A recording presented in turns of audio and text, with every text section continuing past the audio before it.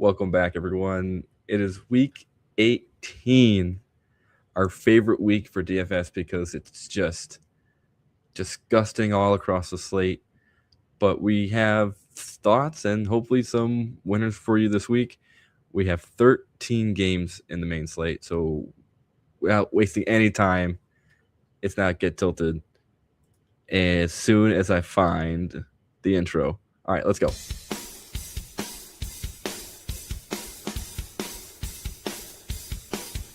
You're listening to Get Tilted, only on Fantasy Now Plus.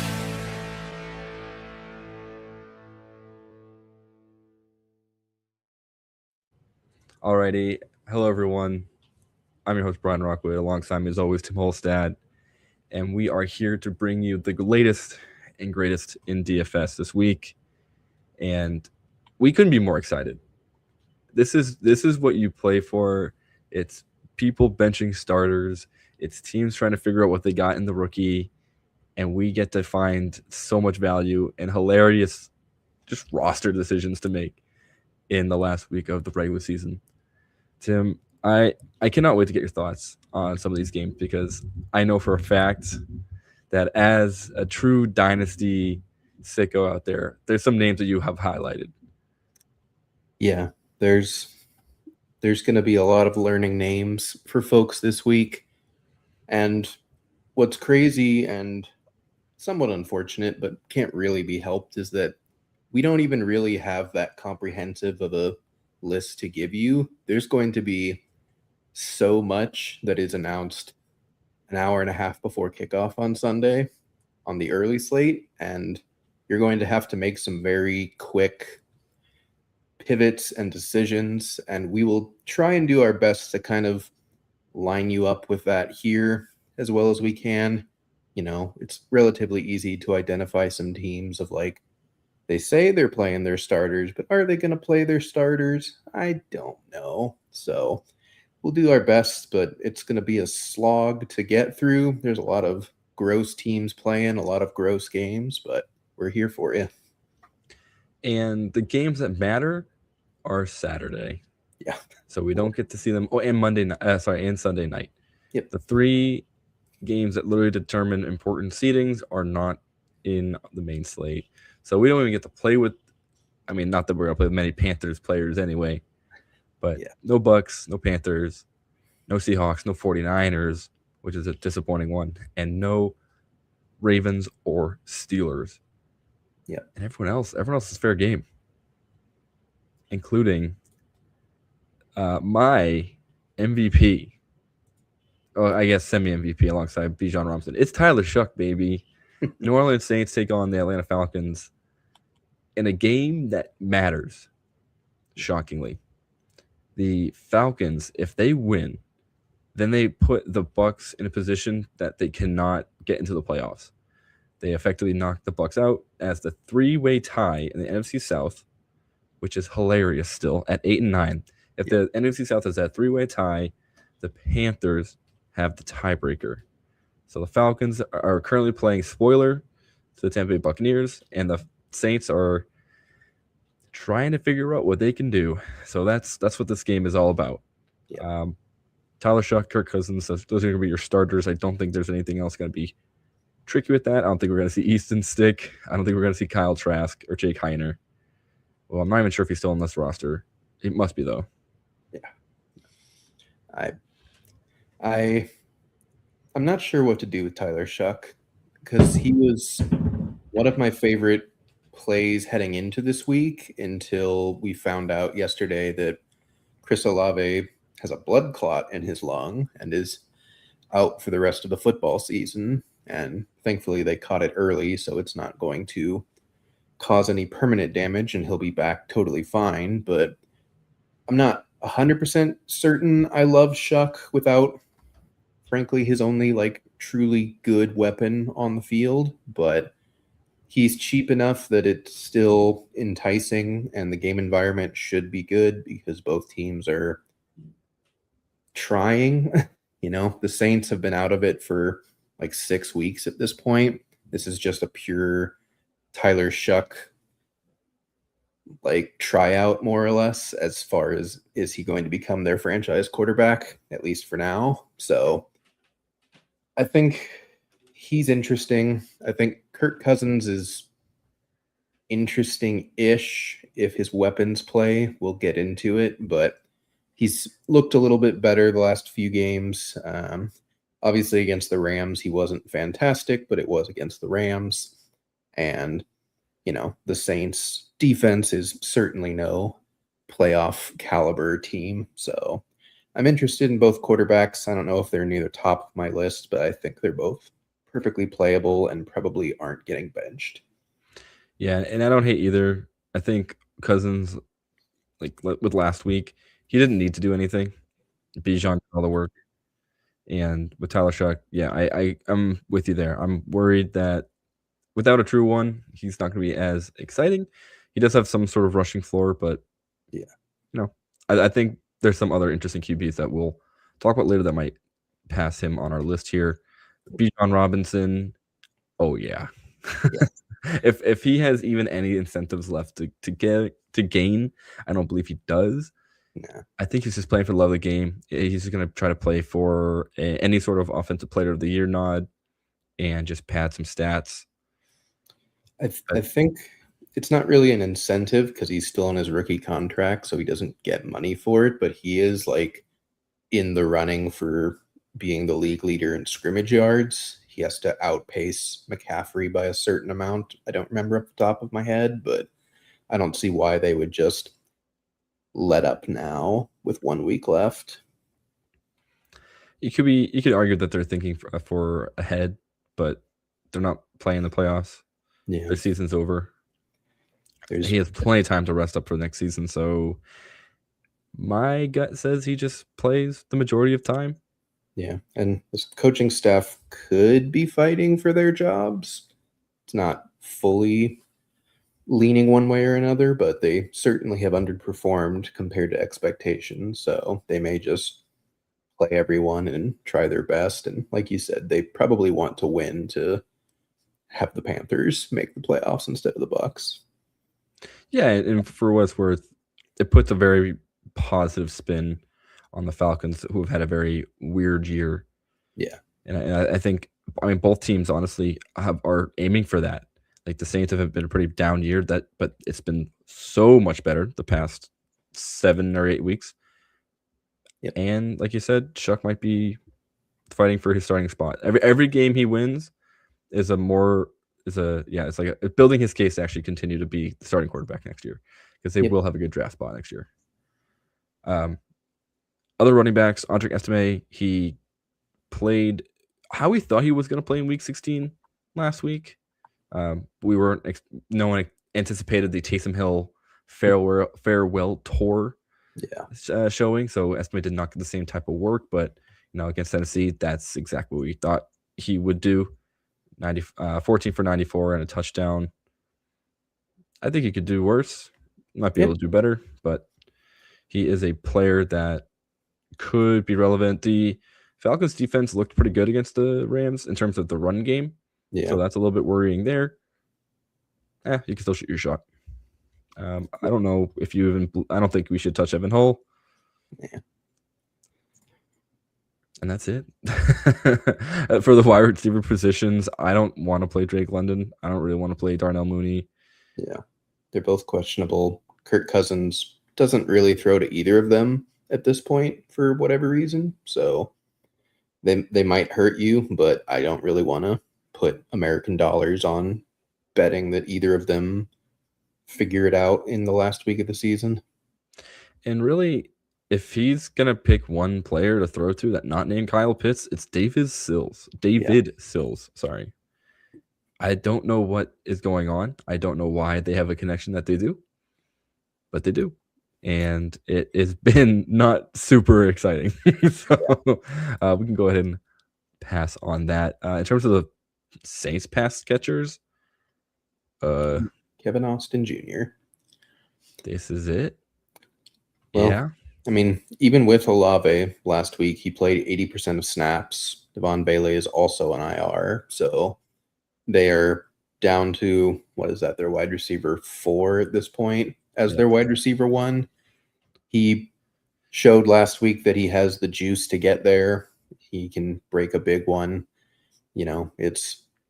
It's thin, but he's 3,400. There's going to be a lot of guys like this on the slate, so buckle up. But I think he's one of the safer ones because there's no chance he's getting pulled. There's always a chance someone else gets the target instead. You see the relic of times long gone of Dante Pettis floating around down there.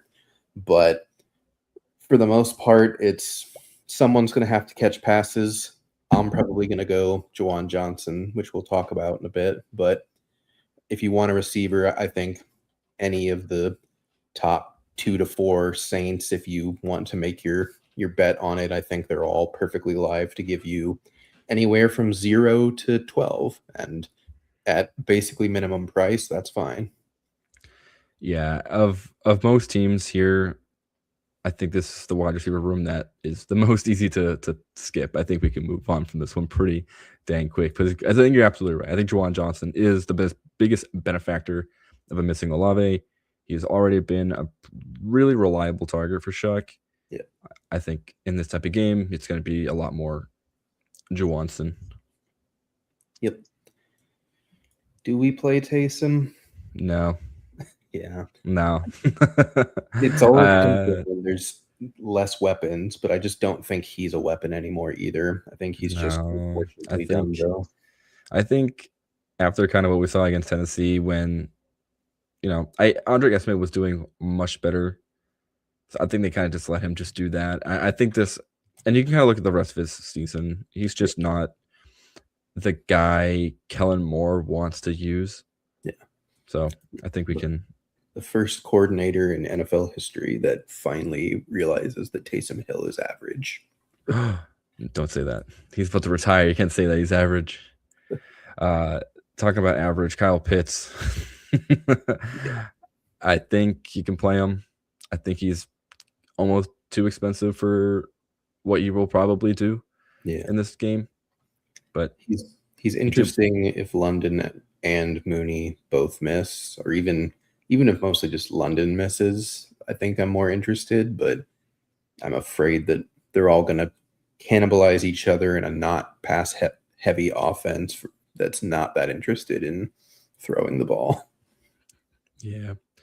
And speaking of which, I didn't even mention Tyler Algier, who hasn't been the same type of vulture that he has been previously. Yeah. I think they kind of realized that, we do like giving Bijan the ball, and giving Bijan the ball in scoring opportunities brings success. Yeah. So I think you can kind of skip an analogy or two. If you feel in your bones that he's going to get a lot more run in a end of season type of game, I wouldn't blame you. But I would probably stay away. We'll point out that they've won 3 straight games, and he's done, outside of the Arizona game, he's done basically nothing in those 3 straight games. It's almost like there's some kind of correlation there. We'll let the statistic nerds figure that one out in the offseason. Until then, keep giving them the ball. Defenses, they're both cheap. I think you can play either. I don't think I'm either. Yeah. Defense this week is going to be totally random. Like, there's so many starters sitting. There's so few teams actually trying. Like, you could easily say that the $2,000 defense could score as much as the $3,500 defense, pretty conceivably. So I think just pick a home team, favored, whatever's cheapest to put in your lineup, and then just accept whatever results are going outside of a couple plays that we'll highlight. Yep. All right, let's get out of here. Let's go into sunny Cincinnati, where the Bengals are taking on the Cleveland Browns. Joe Burrow is playing. Shedeur Sanders is playing. I don't know if I'm playing either. Joe Burrow has been on fire, but at the same time, I don't know how much they care about this game in particular. I mean, enough to start them and play them. So I think I'm just going to accept that there is some slight sit down risk and just play Burrow and see if he just gets there with Chase and Higgins. And if I'm wrong, that's a hill I would much rather die on than trying to play some darts with some of these wide receiver 4s and quarterback 2s that we'll talk about. Yeah, I think this is kind of going to set the stage for a couple other games about let's just play the good QBs. Yeah. I think for most of your lineups, when you have the option to play Burrow or Tyler Huntley, even though I think Lamar's playing, that's even a bad example. I said Baltimore's not playing. If you're going to play Joe Burrow or Riley Leonard, who we'll talk about in just 1 second, I think the answer is rather clear. Shooter has not been fantasy viable outside of week 14. I think this is we have enough sample size to realize this is kind of who he is. Yeah. He is an average pocket passer who will not necessarily lose you the game, but he certainly won't really take over and win you a game, which is unfortunate. That was kind of his, not trump card per se, but his selling point. Yeah. And that's that. I know Cincinnati is a very bad defense. Yeah. Don't get me wrong. But I don't know if we care because Harold Fannin is out. And David Njoku. And that's Judkins as well. Yeah, like they're down every single weapon except for Jerry Jeudy. I'm not sure if Shedeur can get there even against a bad defense. And if he does, I couldn't tell you who it's going to be to outside of like the easy guess of Jerry Jeudy, but it's never easy when it comes to Jerry Jeudy. Just truly, that one blip last season with him and Jameis Winston really fooled us all. Yep. He was like, I'm not a Jag. Steve Smith is wrong. I'm the dude. And he got exposed once again. Yep. That's okay. Because I don't know how many people were relying on Jerry Jeudy this season, especially in DFS. Running back Chase Brown, this feels like a smash to me. If we're all just playing our starters, he has been on fire the past few weeks. I love it. He's expensive now, but that's kind of worth it. This Cleveland defense has not been good against running backs. And I feel like Chase Brown is just going to continue to be good. Like, he's just kind of continue to keep his streak going here. Yeah. He's still scary. He still gets subbed off for Samaje Perine way too much, but he's kind of proved in the last few weeks and really ever since Joe Burrow came back that it doesn't really matter for him. He's still scoring touchdowns. He's getting valuable opportunities in what is supposed to be a high-octane offense and sometimes is a high-octane offense. So he's a little pricey, but there's so many cheap options on this slate that he's one of the running backs where it's perfectly conceivable to pay up for him a little bit. I'm also pretty interested in Dylan Sampson. Yeah. I was just going to say the same thing. Yeah. Like the usage last week was odd, but I'm going to tell myself that was because it was his first week off of injury. And now that he's another week back healthier against a very bad Cincinnati run defense, the hope is that, Sampson can give you 12 to 15 carries. And the big thing, though, is with Fannin gone and with Njoku gone, the hope is that Sampson is also the check down target for Shedeur. And if that's the case, he could give you what he gave you in week 1 way back in the day with Joe Flacco, which was, a healthy amount of targets, healthy amount of yards. He didn't get a touchdown. If he had gotten a touchdown, he would have nuked. So it's possible. It's against the same team. I don't know if it's fully replicated, but it's something I'm interested in for his price tag. I dig it. I do think there might be a lot of checkdowns in this one, and we have seen Sampson be able to take it to the house. He had his 66-yard touchdown against the Raiders in Shedeur's opening game, and he did it again, at least another 30-yard scamper against Tennessee. There is some upside here, and that is an interesting play. I don't think Rocket Sanders is any good. Nah. I think we can kind of ignore that, unfortunately. What could have been. He might vulture a touchdown, which would be annoying, but you don't want to play someone on the hope they vulture a touchdown. Wide receiver, Jamar Chase, no explanation needed. I think if you're playing Burrow, you're playing Chase. Yep. I think, like you said, T. Higgins, also an excellent play. Cheap Jerry, Higgins. is it cheap too for 6?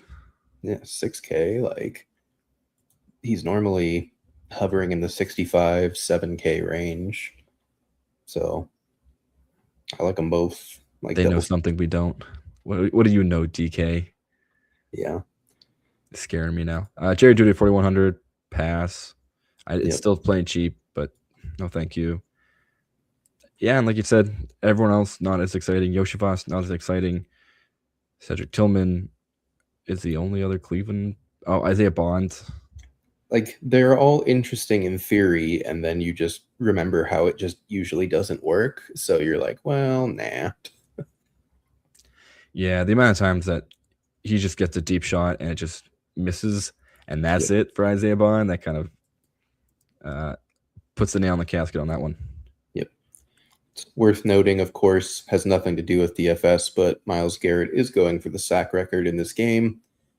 They will probably be blitzing a lot. They will probably be mixing up ways to get Garrett as many good looks as possible, because they tried the straight Garrett lines up 15 yards out to the right of the zone and bull rushes Rodgers thing, and it didn't work. So I imagine that they're going to actually like try and scheme him up a sack and let his talent do the rest. So a lot of blitzing also means a lot of Joe Burrow having deep shots, having one-on-one coverages. So another reason why I'm pretty interested in the Bengals this week, especially if they're actually going to try like they're claiming they will. So I don't think either defense is really in play. We skipped over tight ends because none of them are in play. Right. There's just nothing going on here. I'll just quickly I show you. I don't want to guess who the Browns tight end 3 is, because it's a great matchup on paper, but I couldn't tell you who it is or what kind of routes they're going to run or anything to that effect. So I'm just like not really going to worry about it, even though it should work on paper. If someone, whoa, hold on. What's going on here, Sal Canella? He had 4 targets when Harold Fannin went down. What is happening here, huh? Oh, there's nothing going on here. Wait, Blake Whitehead, 1 target. All right, we found him. This is the guy. Sal Canella, lock him in. Stone Min, 250. Be my guest. If you win with that, good. All the more props. I'm gonna just tagging everybody. Be like, you cannot believe you only got this info from Get Tilted. All right. Sorry. Last thing about defenses. I hopped over to tight ends real quick. Yeah. I agree with you. I don't want to play either. I don't want to gamble on the Browns defense against the Bengals, and no shot am I guessing the Bengals defense, especially at 3,400. That's just like absurd. Shadur's bad, but he's not that bad. Yeah, it just helps us remove an option from our pool of players. All right. A real disgusting one here. Indianapolis heads to Houston to attempt to win a game with Riley Leonard at quarterback. And against this Houston defense, that is going to be a horrible time. CJ Stroud is interesting, but probably just a total average play. Now, the Colts defense has not been great of late, but Sauce Gardner is back, I believe. Right on time, but I'm pretty sure. See, he is out. Yeah. Okay. He injured his Achilles last week in the game. I don't believe it was a tear, but I think they're just shutting him down for the year. So good. A competent coaching staff.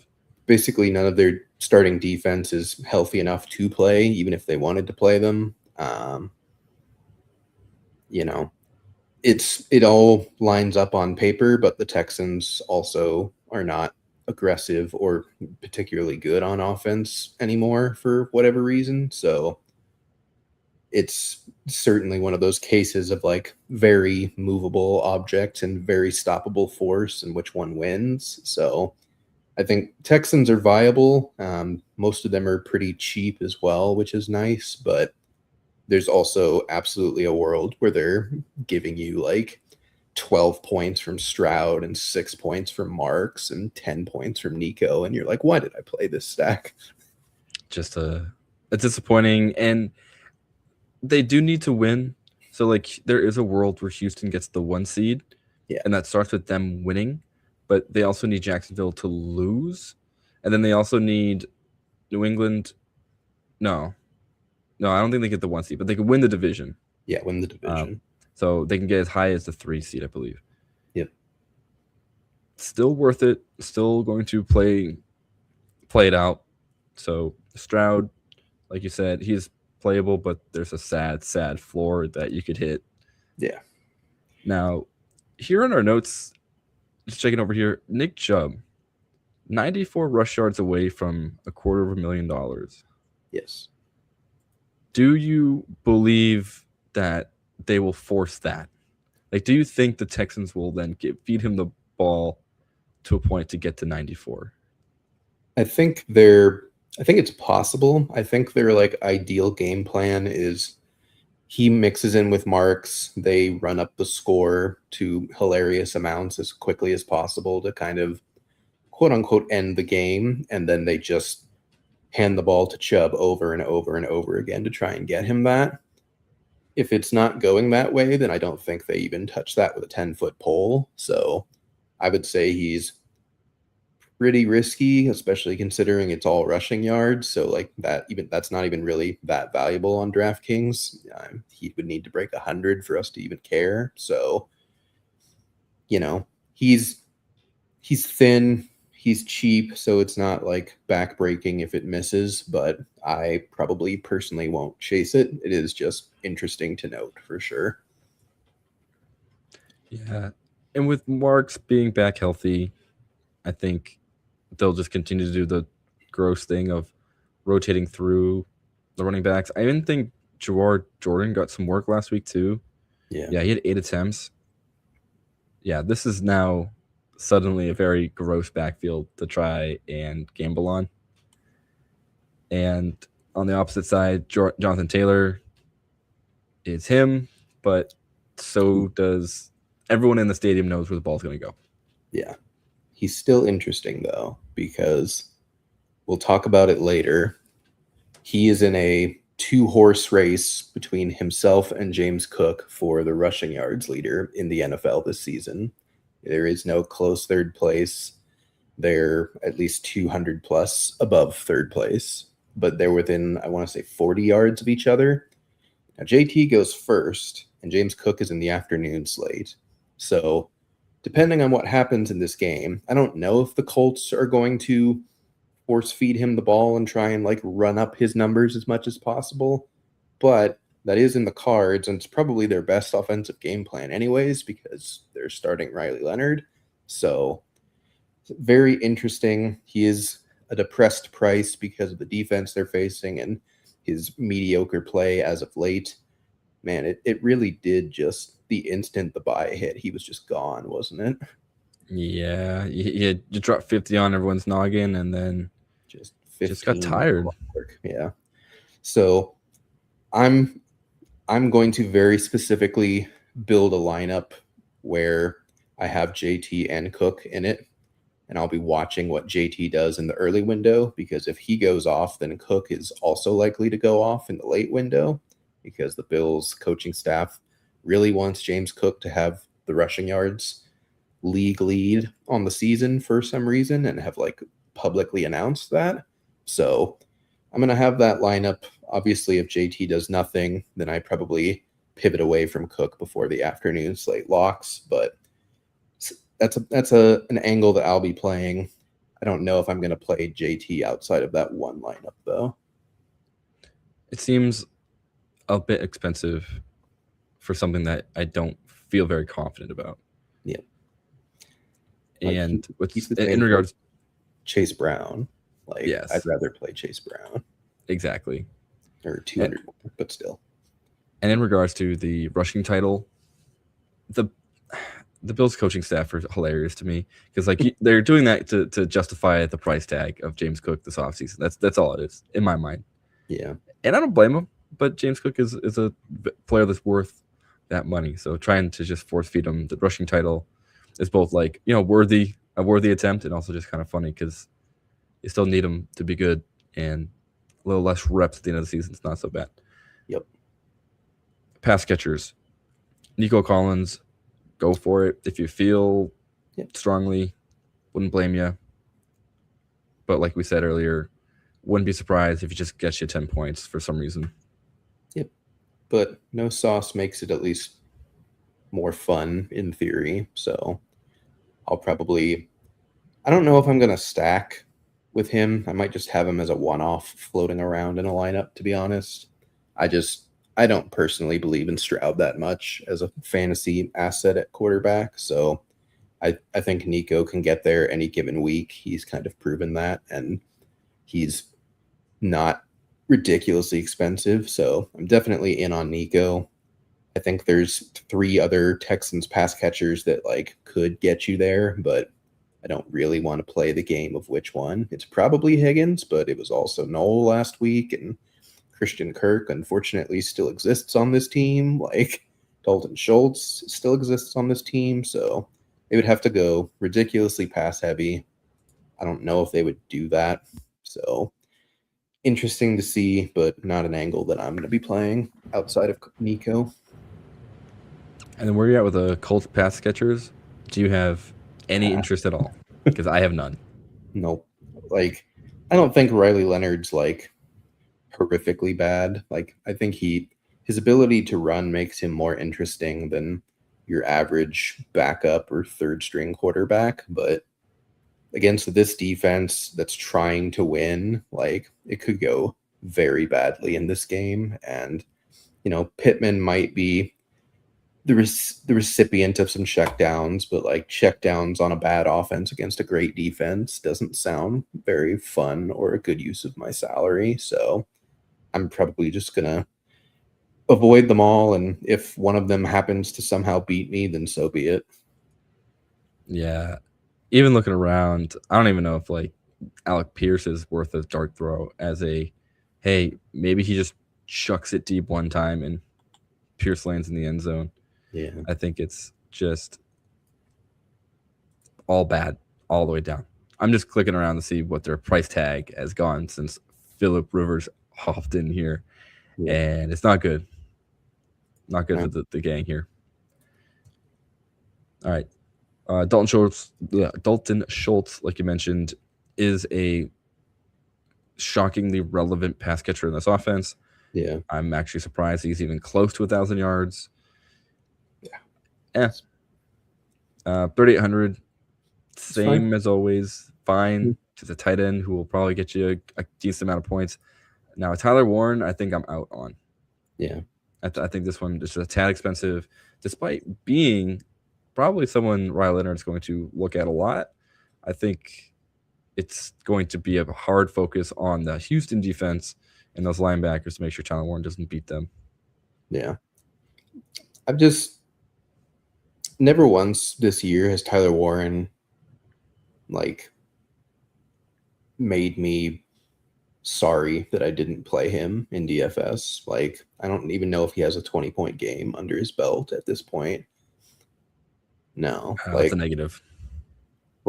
He's a very talented in real life tight end, and I think he will continue to improve, and especially if they get their quarterback situation figured out and their offense a bit more fine-tuned, he will be a good fantasy tight end, but he just doesn't have a ceiling, and he's been kind of overpriced for what he gives you all year. So he's just someone that I'm eternally not really interested in at this point.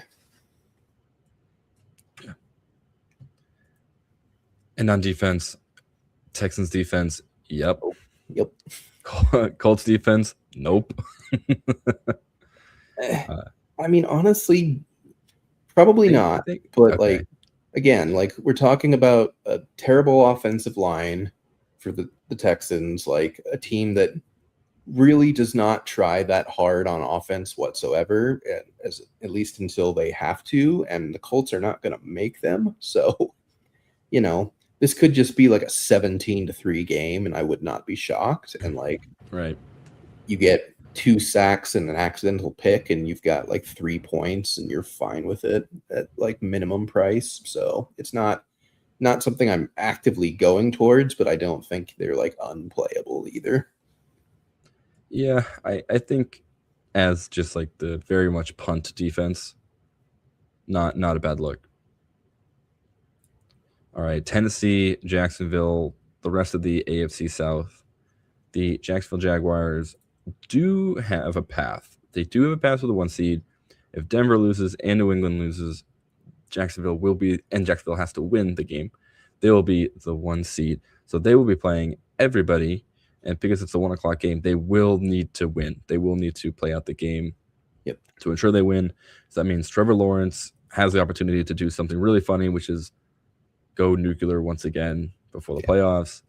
I think he's a very interesting QB to play against a very, I don't know, they're average, this Tennessee Titans defense. They give up a lot of points, but it feels like they have some good players.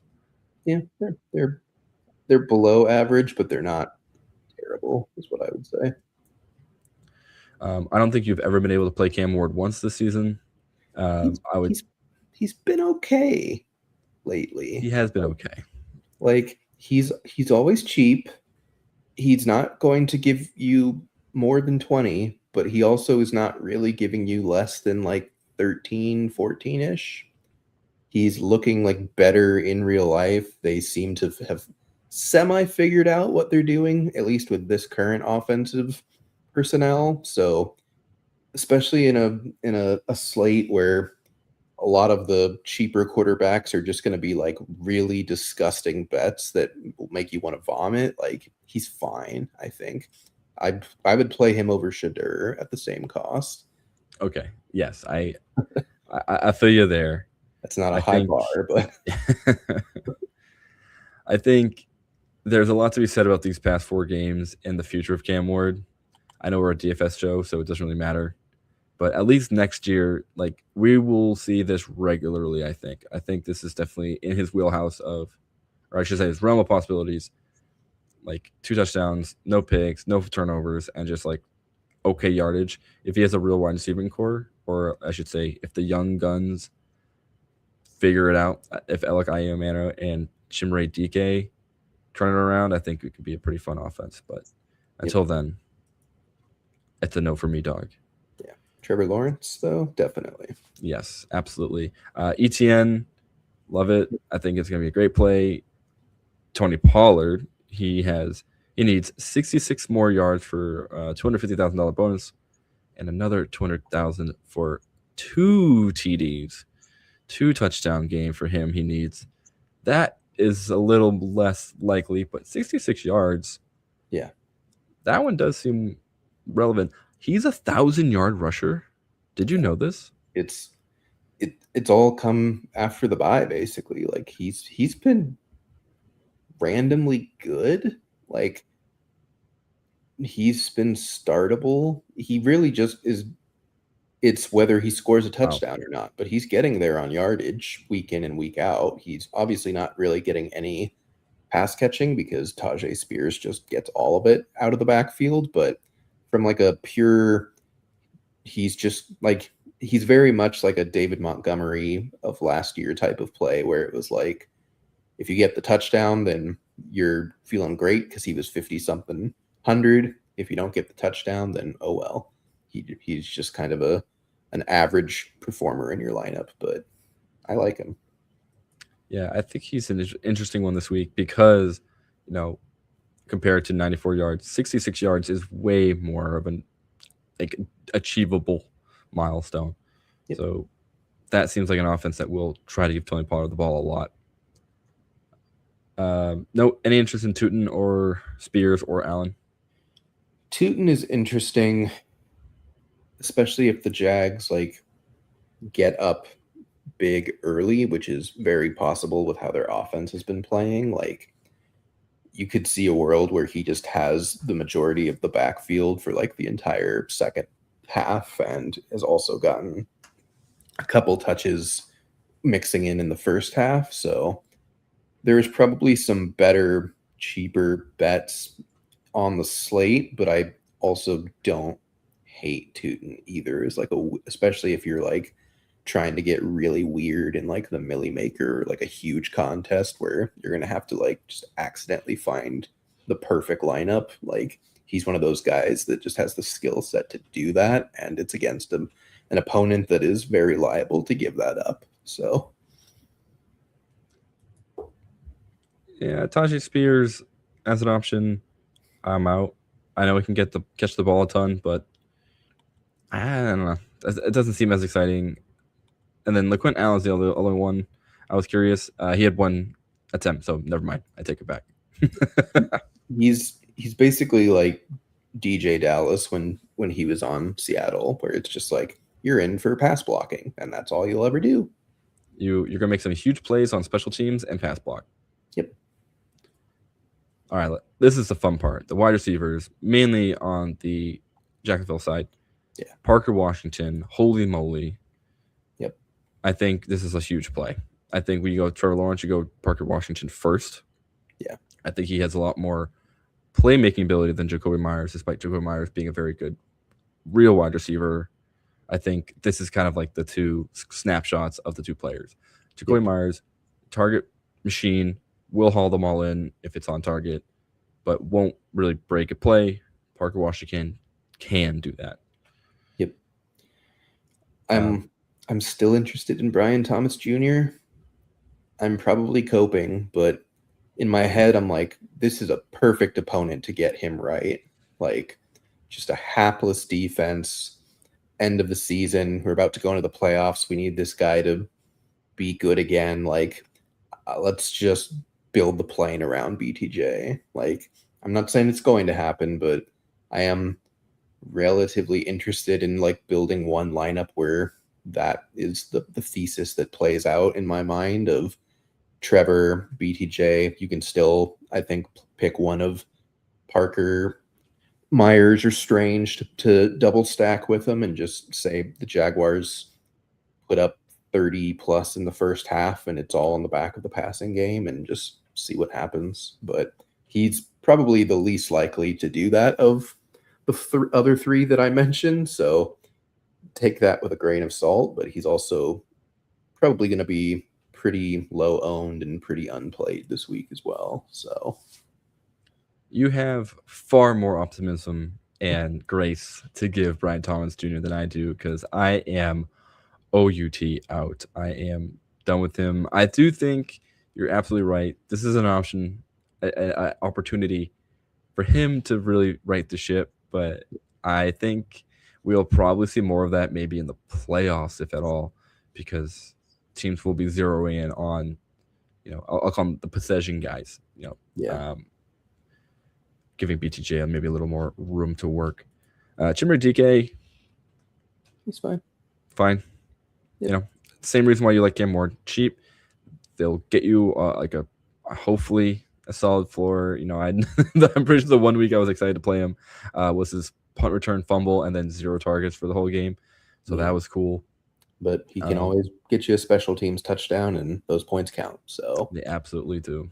If he gets that and a receiving touchdown, then you've got a 20-point game and you're skipping to the bank. So I think he's perfectly viable at his cost. I like Ian Manor. Yeah. He's fine. Not very exciting, but fine. Yeah. I said on Blue Sky recently that like I hope the Titans draft 2 like really good receivers in this draft, because like DK and Iomanor are like an excellent wide receiver 3 and wide receiver 4 for a good offense, but they're like an abysmal wide receiver 1 and wide receiver 2. Yeah, like Ian Manor has so much more to learn. I think he's like only 20 years old, maybe 21 years old. Yeah. He's super young and really just raw as like a receiver. And having him be the one to start is just not a like recipe for success. Yeah. Especially with a rookie quarterback too. So in time, Yep. But you're absolutely right. They need some help there.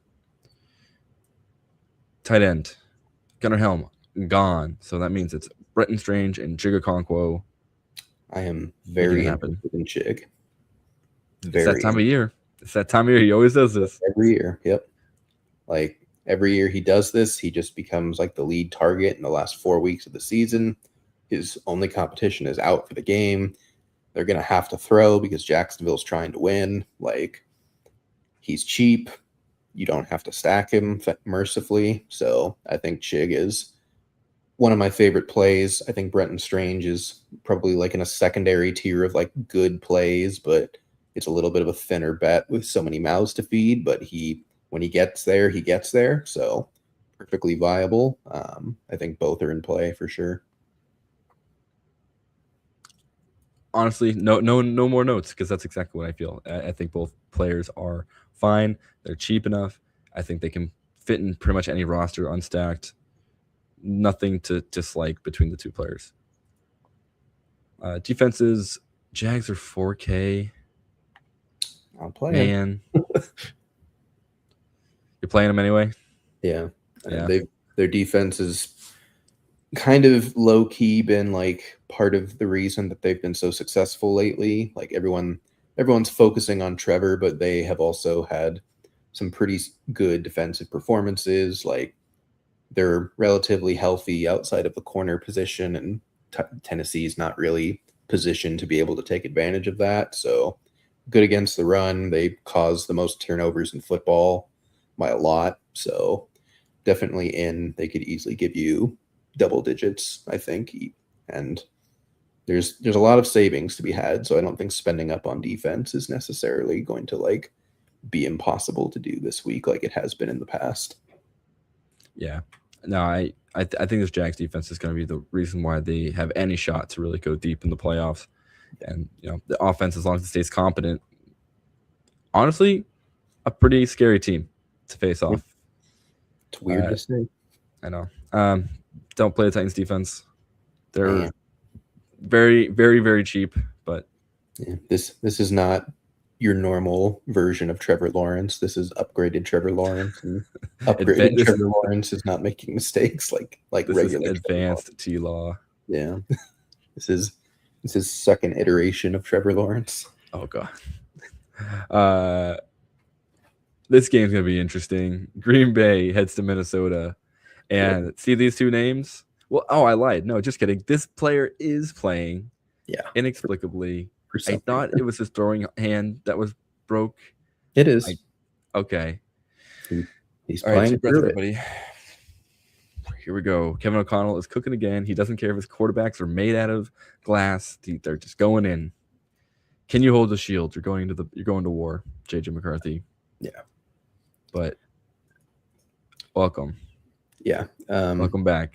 As a Cardinals fan, I can tell you right now, do not play a single Packer. Don't think about it. I don't care if someone's talented and the guys ahead of them are gone.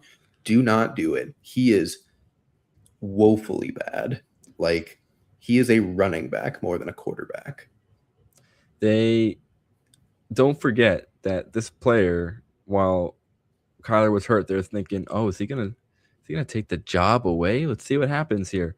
Well, he threw four passes last week, one of which was intercepted. So truly, all you need to know about Clayton Tune is that he is simply not viable for the NFL.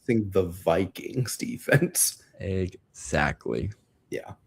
Is there anyone you're playing in this game legitimately? On either side? No. Yes. No, there's simply just not a shot I could play anybody with confidence. Like even Emmanuel Wilson, who was going to be someone I was like kind of looking forward to if it was Malik Willis. Yeah. No. Like, he might sit out too. It might be Chris Brooks. And then someone said Ty Chandler is going to get the main looks this week. I mean, Jordan Mason is healthy, so that'd be weird if it was Ty Chandler.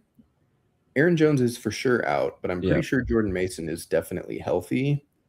But I mean, they could still give it to Ty Chandler. But if it was just Jordan Mason, I'd be interested. Not like no, I don't think he's like a smash play, but like he is at least talented enough if he got the whole backfield to do something. And Right. Packers defense is sitting most of their starters, and I don't know. Vikings running back is like the only spot, not the only spot.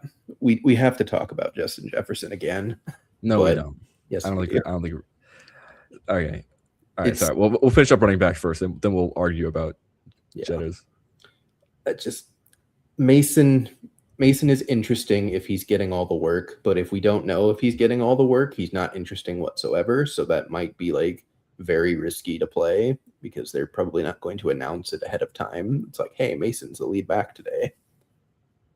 And even when he is the lead back, like in the games that Aaron Jones is out, like Xavier Scott has gotten a bunch of work. I feel like they don't necessarily want it to be just Mason, which is interesting because they traded for him.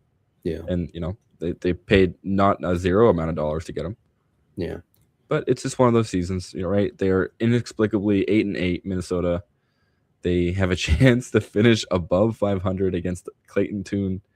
Yeah. And that's just where the NFL is in 2025. It's wild that the entire NFC North could finish above 500. The anti-AFC North. Yeah. Or anti-NFC South. Or the NFC South. Let's donate a couple. Let's swap divisions. All right. Fine. Let's talk Justin Jefferson. I see now. He's 5,800. If it was Max I Brosmer, understand. we wouldn't be having this conversation. But it is JJ McCarthy. He is not a good quarterback, but he is competent. It hasn't statistically been better, but he has looked better since coming back. That's why they're winning so many games in a row all of a sudden. Like he's not just like laughably bad anymore. He just isn't on the same page with Jefferson. But one thing also, 947 receiving yards. You can bet that they probably want to get him to 1,000. So that's at least 53. 2 touchdowns is horrifically scary, but I think this could easily be a game against the backup Green Bay Packers where they're just like, okay, McCarthy, you're playing pitch and catch with Jefferson all day.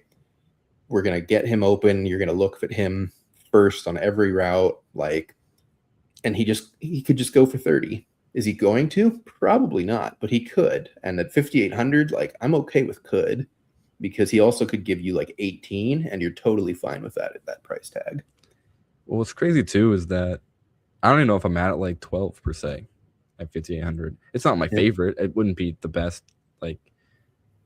But man, it has been so horrible to watch Justin Jefferson be just visibly upset every week.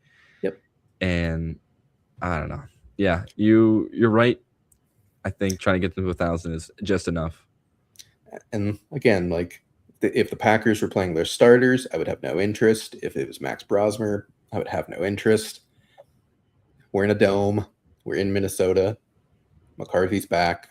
Whether he's capable of doing a truly great game is probably unlikely, but it's not out of the realm of possibility. He was a first-round rookie pick. There is some talent there, and you can see it at times. So, and their running game is not great, so they can't really just rely on that either. They're going to have to throw. So I'm not saying play Addison because I don't think you should. I don't think you should play Hawkinson. Actually, Hawkinson might be out anyways, but even if he was in, I don't think there's any other pass catchers in this game on either side I'm interested in, but Jefferson is just simply too good to ignore at that price tag in this opportunity for me.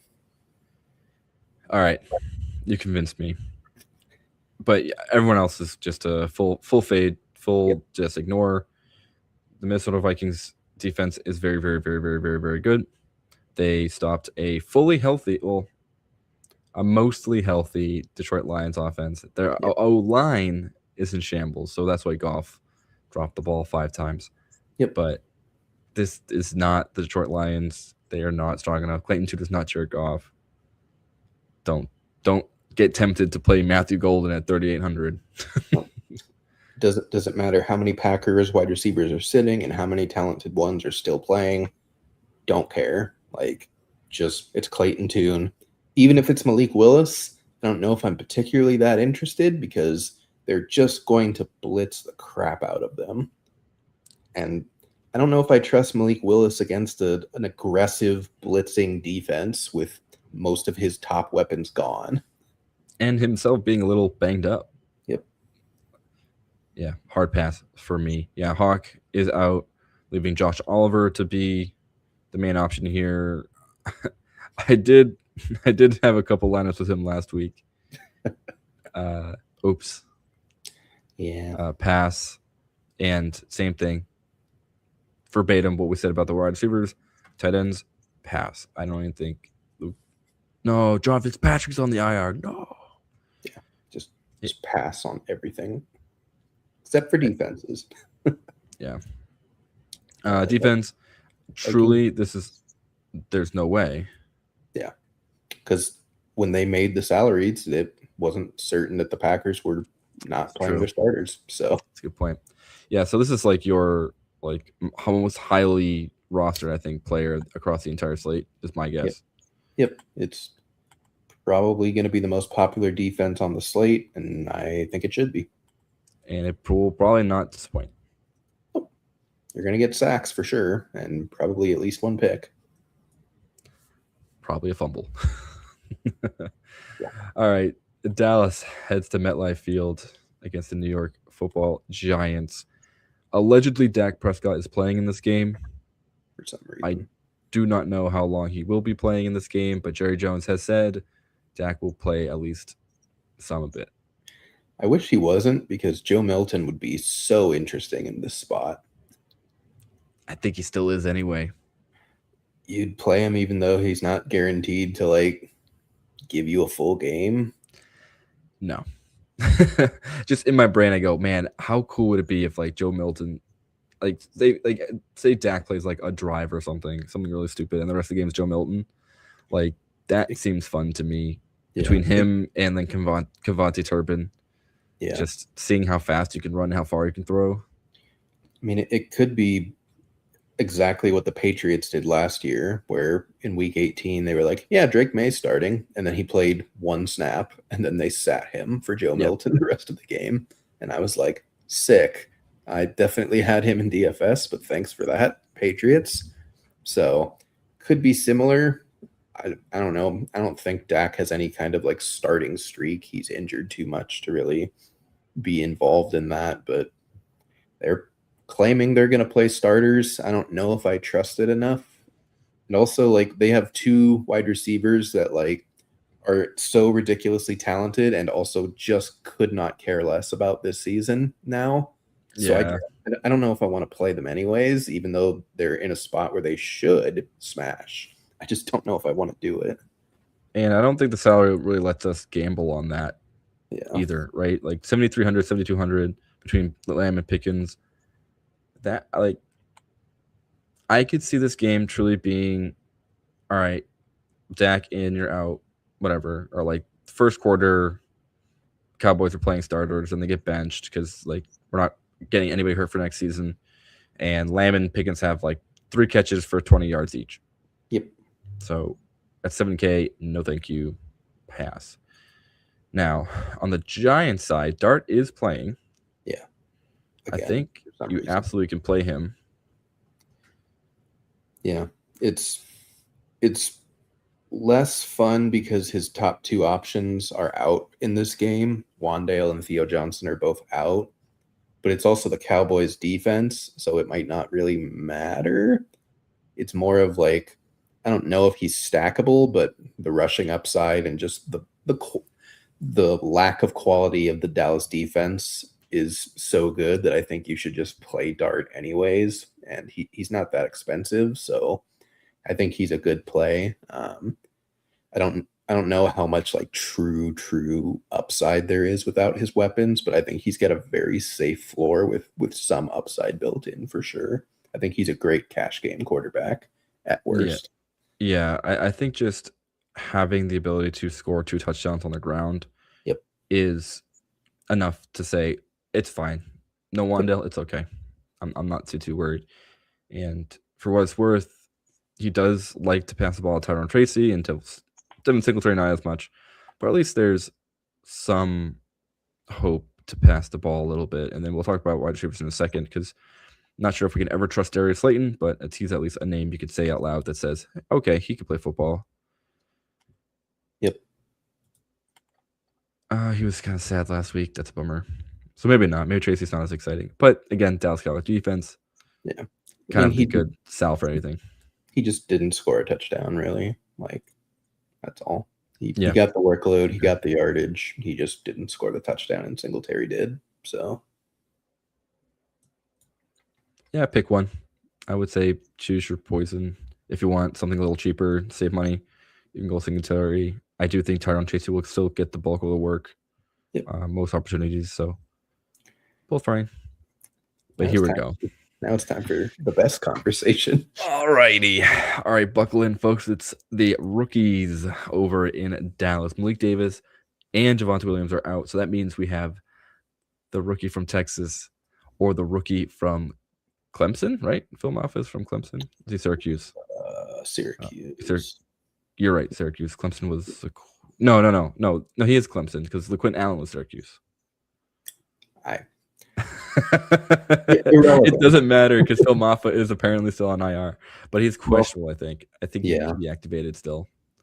But also, like, if you read the blurb from DraftKings, if you've listened to some of the talk on Jaden Blue, he will be the main back, according to what Dallas is reporting. So I think Maffa might be a thorn in the side of Jaden Blue, but also, like, he has not played this entire season. Phil Maffa hasn't. Like, he's been on IR the entire time up until right this second. So it would be very weird for them to have him on IR for 17 weeks, bring him back for week 18, and give him a heavy workload.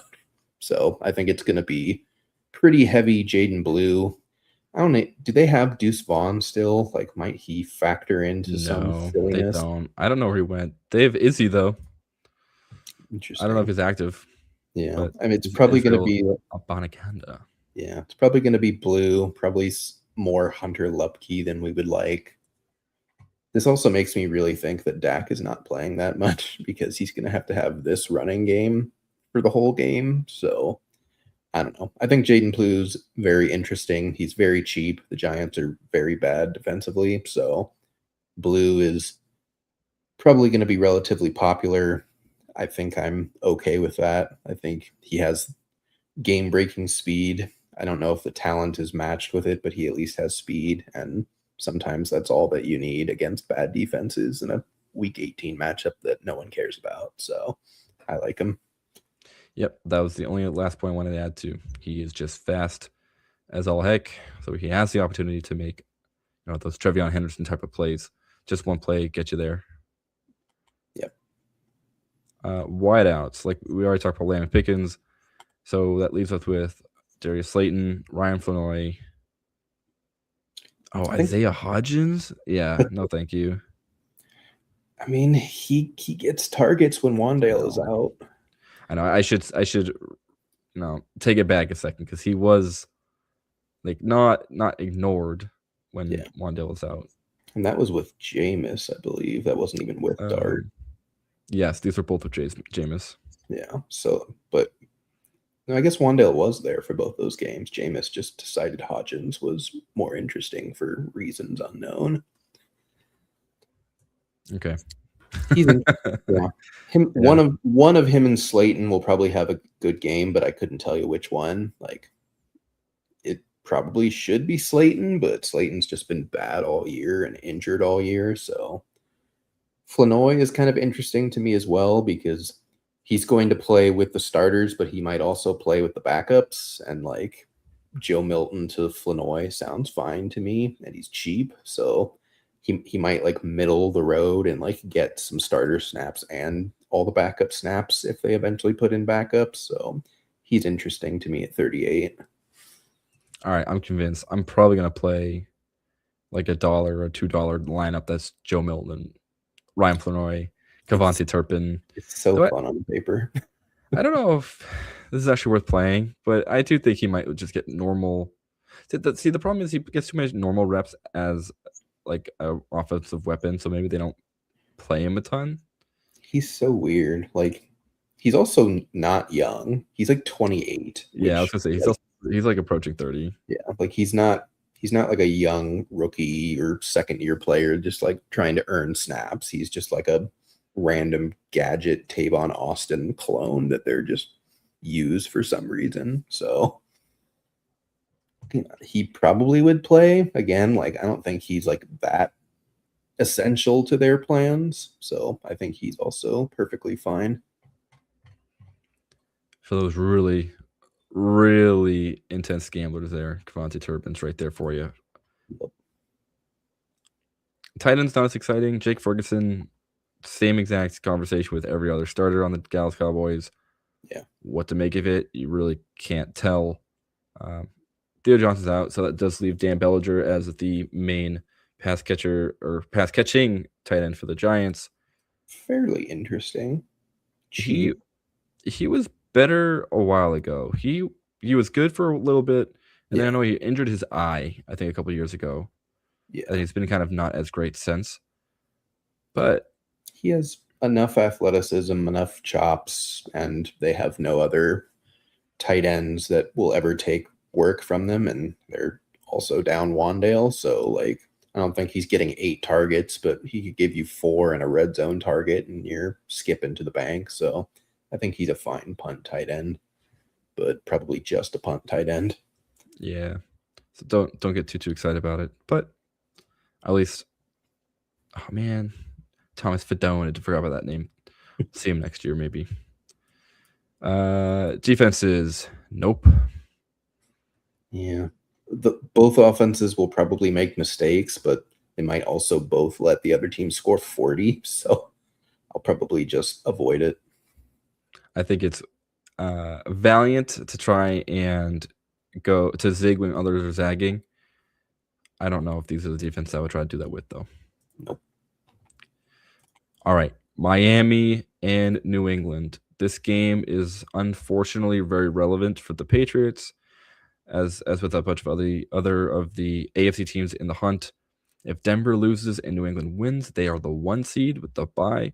So they will be playing to a point that they can say, all right, we are comfortably winning this game.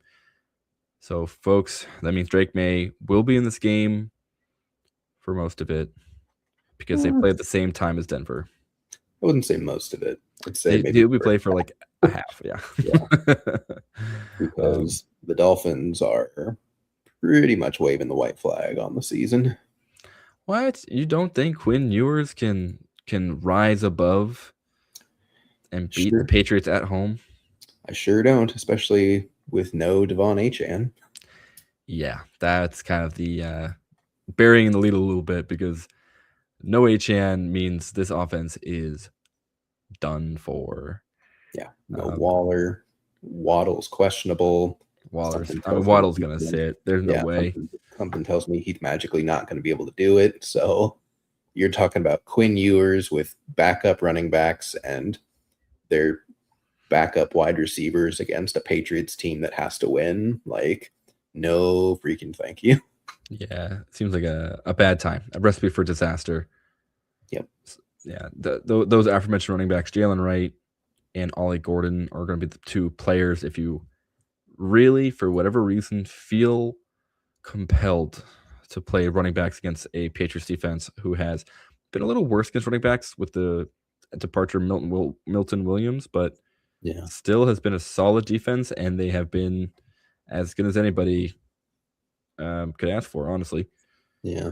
I think Wright is a little more interesting than Gordon just because any pass work would probably go to him, I would imagine. He's not going to see Achane level targets by any means, and he doesn't have Achane level efficiency, but I don't know. I think there's better plays than him, but I don't think you're like fully crazy if you just try and luck into him getting there, but like I would rather play Jaden Blue for 100 more than Jalen Wright. And something to note, Breece Hall, who I think is still a much better running back than Jalen Wright, really only made his bet like he was only worthwhile in the fourth quarter of that last game. So, I don't see a path really for an excellent game for Jalen Wright. Yeah. I mean, it could happen in this game, to be fair. Like, Patriots could just yank their starters by halftime on defense, and then you're at least feeling a little better about it. And it's not like the Dolphins have anyone to sit right for. So, again, I can see it. He doesn't make me excited by any stretch, but I think like one team with him is good to just in case, but he's not fun. It's not fun to look at and be like, yeah, that could work. That's definitely the best way to put it. Henderson and Stevenson, you are hoping that they score in the first half. Yep. Because there's no shot they are running them ragged towards the second end of this game. Yeah. That does mean like Darnus Johnson, excuse me, and Elijah Mitchell's on this offense right now. He signed their practice squad earlier this week. Yeah. So just keep in mind that he could be elevated and could play in this game. Can I make you mad real quick? Absolutely. I don't know if you'll be mad because you're a Patriots fan, but he signed for the same amount of money to the Chiefs as the Panthers signed Rico Dowdle to. And if the Chiefs had just signed Rico Dowdle instead, like, think about how much better that offense would have been. There's a lot of teams across the NFL that are like kicking themselves for not just signing Rico Dowdle for like effectively the veteran minimum. $3.5 million. It's unbelievable, and the disrespect is pretty insane. Yep. Anywho, wide receivers. Stephon Diggs. Stephon Diggs has a few things going for him in terms of incentives. Let's see if we wrote it down. Yeah. He needs 8 catches, which is a little tricky because he has to do it in one half of football. And then 30 yards. Yeah. So Diggs will get that 30 yards for sure. Yep. Will he pepper them with targets? Probably. As long as May's in, probably. Yeah. Even if Josh Dobbs comes in and Diggs is still out there, yeah, they'll try to get him to 8 probably. Yeah. I mean, like, they still have to win, but, they're not going to meet much resistance. So I'm sure McDaniels can easily just be like, all right, we're just going to do 2 screens per drive for 4 drives, and then you're out of there. Yeah. Let's just get some tap passes going. Yep. Yeah, a couple. Make it easy for us. Swing passes. And outside of that, the rest of both teams is kind of gambling. Yeah, it's just shoots everywhere. Kyle Williams, Efton Chisholm the third. These are going to be the New England wide receivers in the second half that are probably going to get the most work. Yeah. How much do we care about that? Very little, but they are cheap. Chisholm did score last week, so if you somehow played him at 3,000, good job.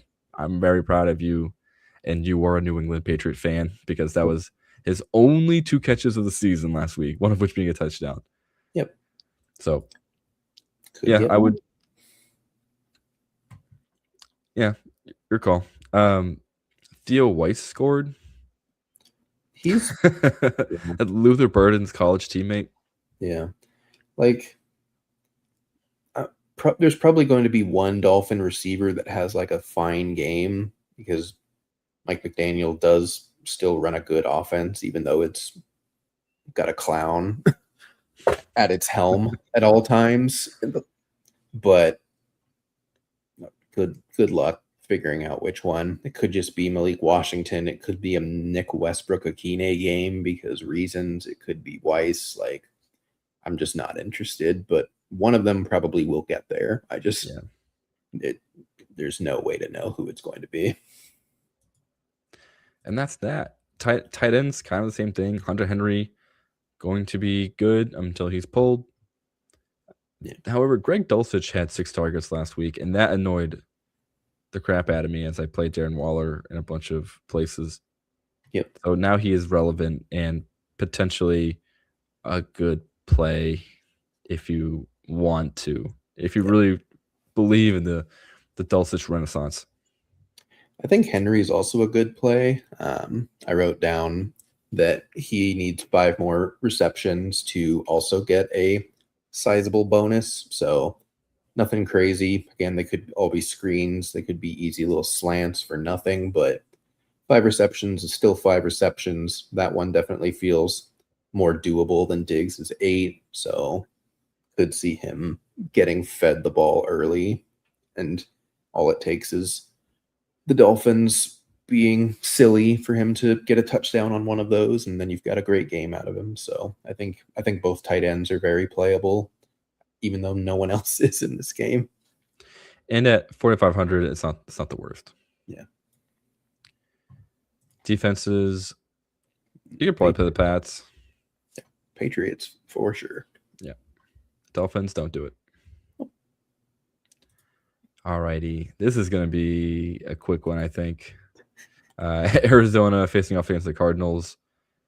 The Arizona Cardinals are facing off against the Los Angeles Rams. Yeah. The Cardinals, however, have been playing against themselves the entirety of the season, players versus coaching staff, because they have to figure out what's going on with Jonathan Gannon. Yeah. But the Rams are apparently not benching starters. They're going to play their starters, even though the highest they can get is the 5th seed, and their seeding will be determined based on the winner of the 49ers and Seattle game. Yeah. I don't know what they're doing. I don't know why they're doing this. This is something that can easily turn around on Saturday and be like, all right, we're playing Jimmy G or Stetson Bennett. Yeah. I feel like McVay has lied about this in years past. I would have to do some digging to confirm that, but something tells me that he's playing mind games and like is going to force the Cardinals to like game plan for their starters all week, and then they might play like a drive just to like keep their rhythm, and then they're done. Because I think Stafford has like some games played, like stuff that matters for like all time and crap like that. But okay, I don't like the fact that they're thinking about playing Devontae Adams is just like so bizarre to me. Of like he's an over 30-year-old receiver coming off of a bad hamstring injury. Like just let him rest until the playoffs. Like why would you bring him back? Why would you play Kyron? Why would you play even Corum? They're both questionable. Like, why would you play any of them? And why would you play Puka? Because Puka gets injured like clockwork, unfortunately. So I don't understand it. I think it's fake, but you kind of have to build one lineup on the off chance it's not fake, because it's a very lovely matchup. I will be very okay if I see the Rams go off and I don't have them anywhere. Yeah. Because it's so risky and it's so silly that McVay will not bench his starters. Yeah. Because they're all old, man. Like, except for Puka, right? Like Stafford is having a great year. I guess you can keep him in to have an MVP style game and then have him potentially earn an MVP honor. Yeah. But you're already kind of like stalling out a little bit towards the end of this season. Like back-to-back losses right now feels pretty awful. Could be another reason why they play though. It's just like this is a basically guaranteed win. Like Stafford's going for MVP, like you said. They need to right the ship before they get into a tough playoff matchup no matter what. So I could see it not being fake, and it's just Puka against this Cardinals secondary and no one else, and maybe Kyron and Corum both play, maybe only one of them play. Like could be Jarquez Hunter finally. I don't know. They probably would still play Ronnie Rivers over him because they love Ronnie Rivers for some reason. So the Rams are definitely one of those teams where like you really have to keep your eye out on the news, because I think they're worth playing if the indication is that they're keeping their starters in. But it's like you said, it is a gamble. It very well could blow up in your face. Jimmy G has some contract incentives for every game he plays, but I think most backup quarterbacks have those types of incentives. So I don't think it's necessarily something the Rams would like go out of their way to get him, but he does get some kicker money if he plays 25% of the snaps, and then it goes up if he plays 50% of the snaps, and then either one of them double if they win the game, which is pretty likely. So very interesting to keep your eye on. And if Jimmy G does play, at least that gives the backup pass catching options a little hope. Yeah. I don't think Stetson Bennett gives you that same type of upside if you're trying to play Xavier Smith or Kanata Muntfield. Yeah. Just looking at the running backs real quick, like I said, Kyron, Blake Corum, both questionable. I don't see how Corum plays. That he got punched directly in the ankle. I don't know if you saw the highlight, but someone was trying to knock the ball out and they just missed completely, just straight up punched him in the ankle. He didn't return in that game. Ball for the ankle. Hey, this is the Falcons defense. You don't know what's going on back there. Just out here punching. Just somebody's out there somewhere. I don't know where this fist is going to land, but it's going to hit. This is going to be their problem and not mine. Yep. So we'll see if they play. This is absolutely game time decision. Kind of watch what the news is saying. Yep. Michael Carter, Amari DeMarcado, pass. I'm good. I'm done with this. It's been happening all season. Neither of them are good enough to really put in your roster. Yeah. We did kind of pass over the headline though of he finally failed. Rip in peace, Jacoby Brissett. He's failed 2 consecutive weeks, but I'm still playing him. But he's back in there, baby. Marvin Harrison's out, so you know what that means. It's the Michael time Wilson to load show. up old reliable. It's Jacoby, it's Michael Wilson, and it's Trey McBride, regardless of price, and you just smash the button and you play them, and they work. I cannot believe this dude's about to throw for 3. Like he could have easily thrown for 4,000 yards this season if he played the whole year. It's kind of crazy. Kyler played 4 games, I think. 5. 5 games. Like, it doesn't feel like it, but like this has been Brissett's team for the majority of the year, and you know that's look at this run, man. I know. We could legitimately have an entire podcast about Jacoby Brissett's season.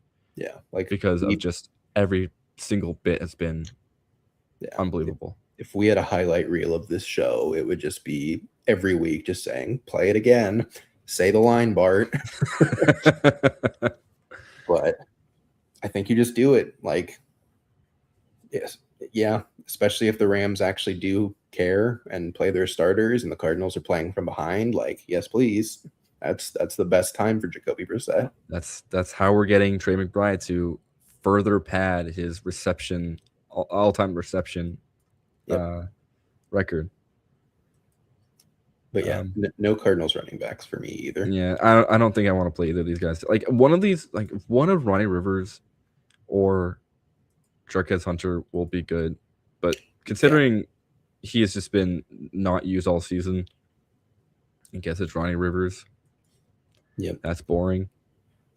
I would say maybe pay attention to if they elevate a practice squad running back on Saturday, because that might give indication as to whether Kyron and or Corum are missing, because I don't think they would want to go in with just Rivers and Hunter.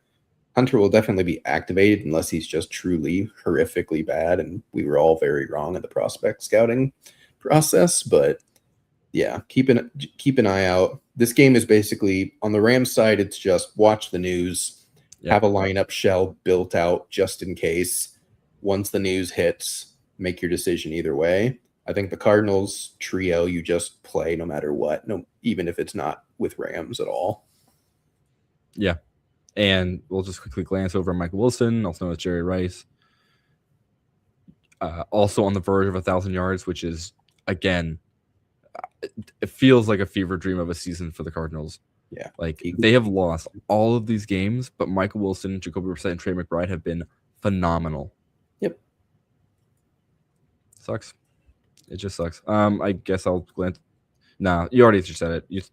Exactly what Tim just said. Build a shell, keep up the news, and then pivot or react accordingly. Trey McBride, 7,500. Still play him. Yep. Smash it the does button. not. Yep. Terrence Ferguson is interesting because I think whether the starters play or not, he'll get work. I think he might be like the one young player that they're just like, yeah, you need more play time. Like, you need more snaps. So, like, they use tight ends more than any team in the league. He's gotten there on touchdowns the last 2 weeks.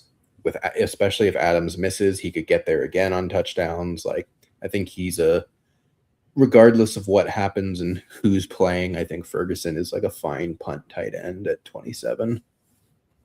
Yeah, and I can absolutely see it being a game he gets way more work just to see what he has. Rest Colby, just let Ferguson, Davis Allen, I guess Nick Vannett. I didn't know he was on this team. Let them do the three T sets and possibly Tyler Higbee off of IR. Right. Yeah. Interesting. Yeah, keep another one to just watch. Yeah. I don't know if I want to play either defense. Nah. You could play the Rams, but we know who's at quarterback. We know Jacoby's out there. Yeah. He's gonna sling it. He'd either get you 2 interceptions or 0. So it's kind of a gamble on which one happens. All right, let's move on. Let's head over to the AFC East, where this game is going to be over before it started. I legitimately don't even know if I want to play Josh Allen in this one. You can, but I don't think I will. I think this game literally comes down to one player. We talked about it earlier. Yep. Jonathan Taylor puts up a good game. I think they play James Cook. They get him the rushing record. If Taylor puts up a lot of yards, then that could also mean a lot of yards for Cook, which is great. Ty Johnson needs like 57 receiving yards to get a bonus, which is interesting, but I don't know if that's really worth actioning on. And that's it for the entire game for both sides for any position. Like, just skip. Just be done. Sounds good. I don't want to do anything else with it. The only thing I'll say is just Josh Allen is nursing a foot injury. So, again, if you're thinking about it, don't. And we can just move on over. He's going to start because he has like a start streak that they love. And then they're going to yank him like they do every year in week 18. And it's going to be Mitch Trubisky. So, if you feel like Mitch Trubisky is going to get you there, sure. Which he could. It is the Jets. They can't sit their starters because they don't have starters. They're already playing their bench. I will say this. The Jets do not have an interception all season. This would be the first time in NFL history that has not happened, or that has happened. Yeah. Just keep an eye out. Just tune in once in a while to check on that Mitch Trubisky box score to say, is he helping prevent history from happening, or is he going to enshrine the Jets in the Hall of Shame? I could see the Bills being both good enough and petty enough to just run the ball every time so that there's no chance at an interception. I can see absolutely that happening. Like less than 10 pass attempts on the game for Trubisky. Oh my God. Yep. That's going to happen for sure. Play the Bills defense, press the skip button, pay attention to JT if you want to play Cook. If you don't play Cook, don't play anyone. Done. Let's get to a good game. Detroit Lions facing the Chicago Bears in Chicago. Now, this one is interesting because I don't believe Chicago can get the 1 seed. They needed to beat San Fran last week for that to happen, and it barely missed. So they're pretty locked in at that like 2-3 seed. Yeah. I don't think they can change their seeding at all, actually, like regardless of what happens. I think they're just 3, period. You're absolutely right, because then the loser of the San Fran Seattle game is 2, so they're just going to be 3. Theoretically, they could play nobody, and it doesn't matter. This is just pure rivalry, just like love of the game type of game. Yep. So I think everyone's playing So I think we're playing all the players we like to play. So Caleb Williams, get in there, do your thing. Jared Goff, he's going to need to do way better than he has been playing. Yeah. Well, just kidding. I guess he absolutely lit up Pittsburgh. Oh, that's right. That was a weird game. That's right. Yeah. He did that all in like the fourth quarter. But yeah, playable. I don't know. Yeah. Do you care anything else with the QBs?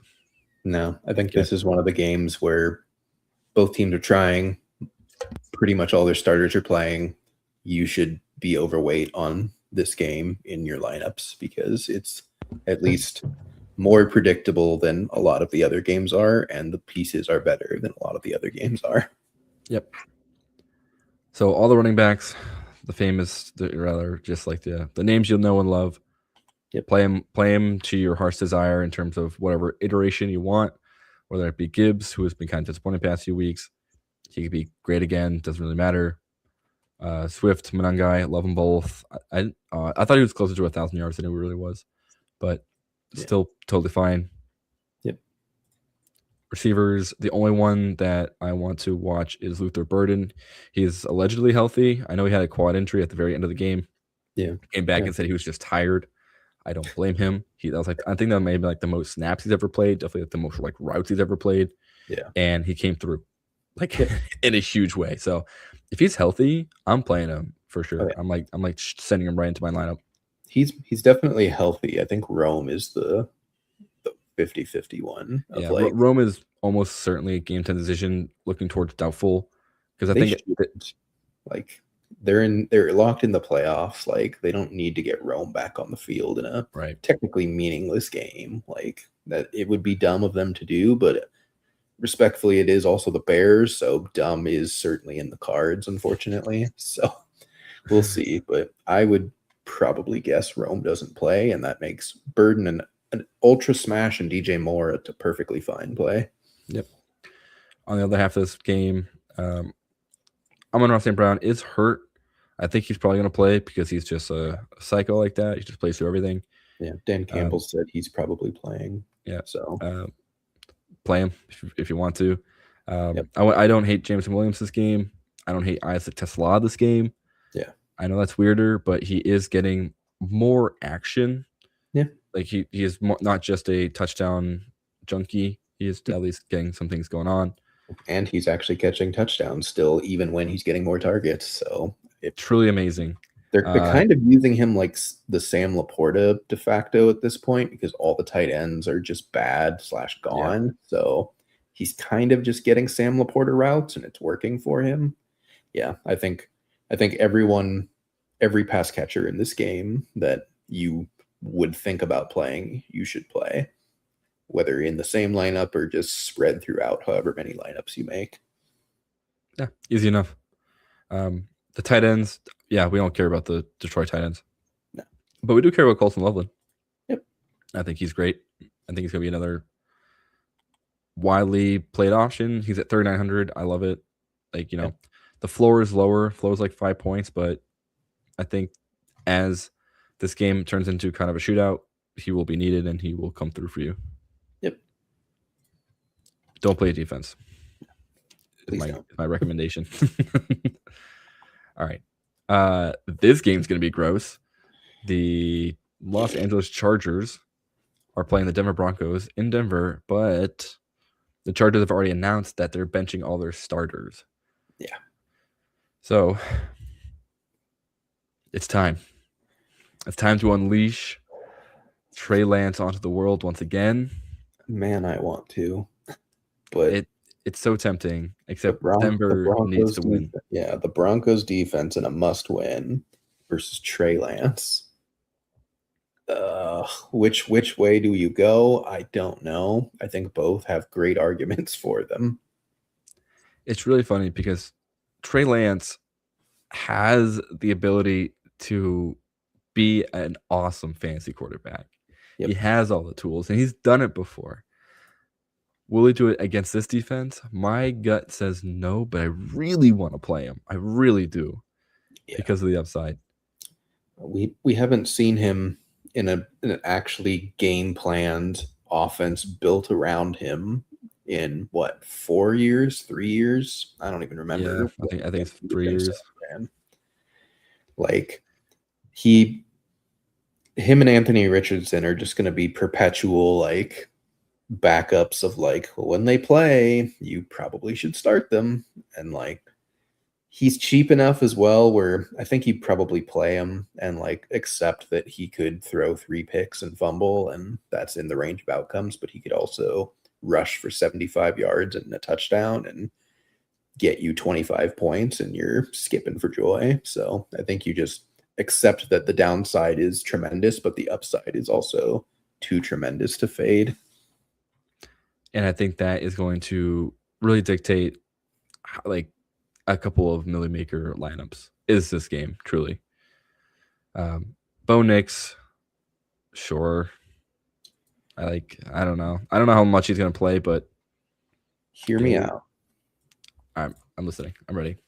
Do you remember the Broncos Week 18 game in 2025, or I guess 2024? Where they smoked the Chiefs? Yes.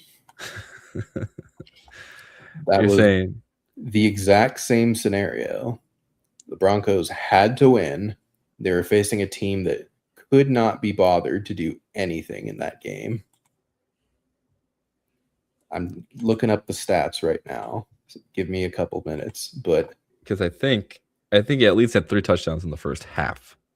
If I remember correctly, he was the highest scoring player of all fantasy in that game of any position.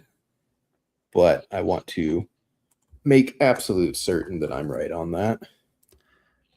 All right, while you're looking that up real quick, we have a couple of running back decisions to make, because while Archie Harvey and the Broncos are starting, he's absolutely a good play here. Omari Hampton out, Kamani Vidal questionable, Hassan Haskins questionable. That leaves us with Jarrett Patterson and does that say Royce Freeman? Oh my gosh!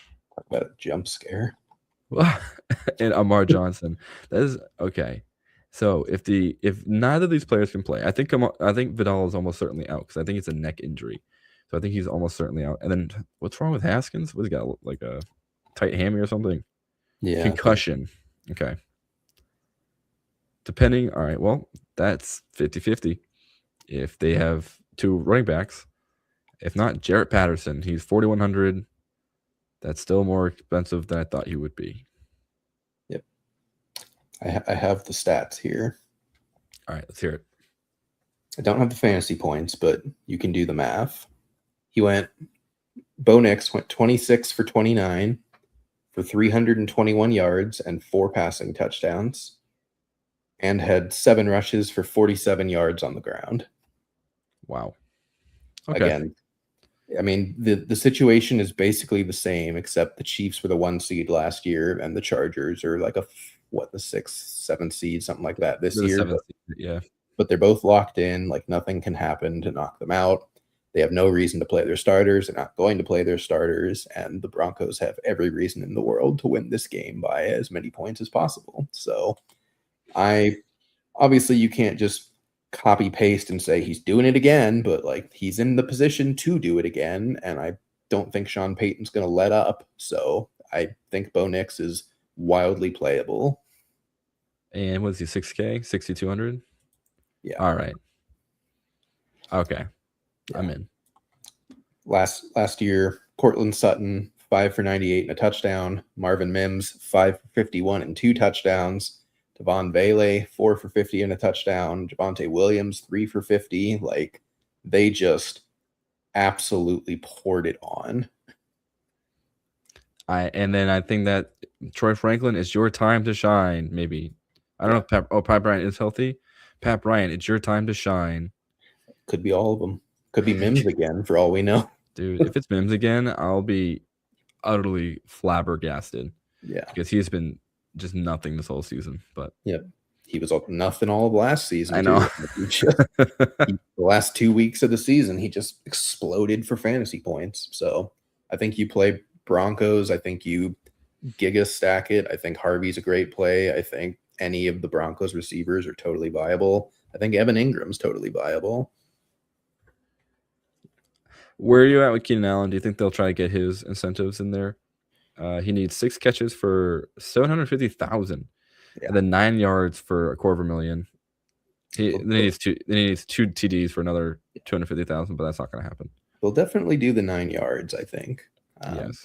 Doesn't really help you for fantasy, but the 6 catches is certainly interesting. I really don't know. Like, he probably is considered a starter, but I don't know for sure how they, like, could they just view Ladd and QJ as starters and then they roll out Keenan Allen, Trey Harris, and Keandre Lambert-Smith? Like, I think that's perfectly viable as well, but I would assume that he probably just goes for the 9 yards and then sits, but Yeah, he would be interesting if he's going for the 6 catches. I don't know what the upside is with Trey Lance for him to really be like that interesting. I do like Trey Harris and Keandre Lambert-Smith though. Like, I know it's a good defense. I know they're trying, but they're both pretty talented. Like, Harris has started to come on pretty strong in the last quadrant of the season. KLS has touchdown equity and big play upside that he just hasn't really had the opportunity to show once they signed Keenan Allen. So I like their pass catchers. I don't know how great they're going to score or how involved it's going to work, but if Trey Lance hits, you can assume that at least one of these guys probably comes along with him. the only other thing would be if he just runs it in for a touchdown. That would be the quote-unquote worst-case scenario. Yeah. For the wide receivers, but it looks like to me he'll need some help against this defense. Are you interested in Vidal if he plays? No. No. Like, for what it's worth, I do think Vidal, if he was 100% healthy, I'd be interested. Yeah. Based on just like in general how he has been on the injury reports, it doesn't seem like it's a good idea to play him. Yeah. When did last time play Denver? Oh, did you miss that game? Yeah, it might have been early when he wasn't needed. That's right. So then I was gonna say, how did they do against Denver at the beginning of the season? 19 for 70 and a touchdown. All right. That was at home, and that was Omari and Hampton, who's unfortunately a much better running back. Yeah. I'll stick with my initial answer. It's no. I'm not that excited. I'm not really that interested either. It's not that he's expensive, but I'd rather just play someone in a better matchup who's a little less, or a better matchup and more expensive, and play it for a little better player. I think he's not cheap enough for the downside that's there. Like 51 isn't expensive, but it's also not, there's guys that you feel good about playing at 4,300 on this slate, and like $800 is a lot of money in the context of the slate. So I'm with you. Tight ends. I know you like Evan Ingram, so I just want to briefly just mention Oronde Gadsden. He did find the end zone last week, but otherwise he was relatively quiet. 6 targets we like to see, but he has been not as involved since his breakout. Yeah. I also don't know if he's playing, unfortunately. He could also just be straight up benched. That's a good point. I don't know how the Chargers constitute a starter at tight end, so could be that they don't play Will Dissly because he's old and a good blocker, or they might not play Gadsden, or they might not play either of them. So no idea. Probably if you get very definitive news that Gadsden is playing, then I think he's playable, but I don't think you're going to get that very definitive news, and it's the afternoon slate, so you're going to have to pivot real hard otherwise. Yeah, I don't know if you'll be thinking about playing a Dawson Knox or something, and then all of a sudden you're like, all right, I'll go play Gadsden. I don't think you should do that. But hey, if you're thinking about it, just be ready to pivot very quickly. Yep. Defenses, I think you play Denver. Yep. Even if it's a very exciting and scary Trey Lance, I think they'll almost certainly get an interception this game. Yep. Do we need to talk about this one? Briefly. Okay, so KC heading against Las Vegas. We have Chris Alodekun. I was so close. I usually have it. Alodekun. Oladokin. There you go. Oh, Looney Tunes. Number 19 on Kansas City. He is competent. He is not very exciting, but he didn't absolutely just fall under the pressure against Denver. He didn't really do much. He threw for 66 yards. So there's that, unfortunately. Yeah. I think there's two conversations to be had in this game. Do the Raiders play Ashton Genty the whole time? Because if they do, he's probably interesting. Because again, the Chiefs aren't trying, the Raiders aren't trying. Genty is talented enough that he can just make it work, as he did a couple weeks ago, and he's cheap. So I think Genty's probably worth playing.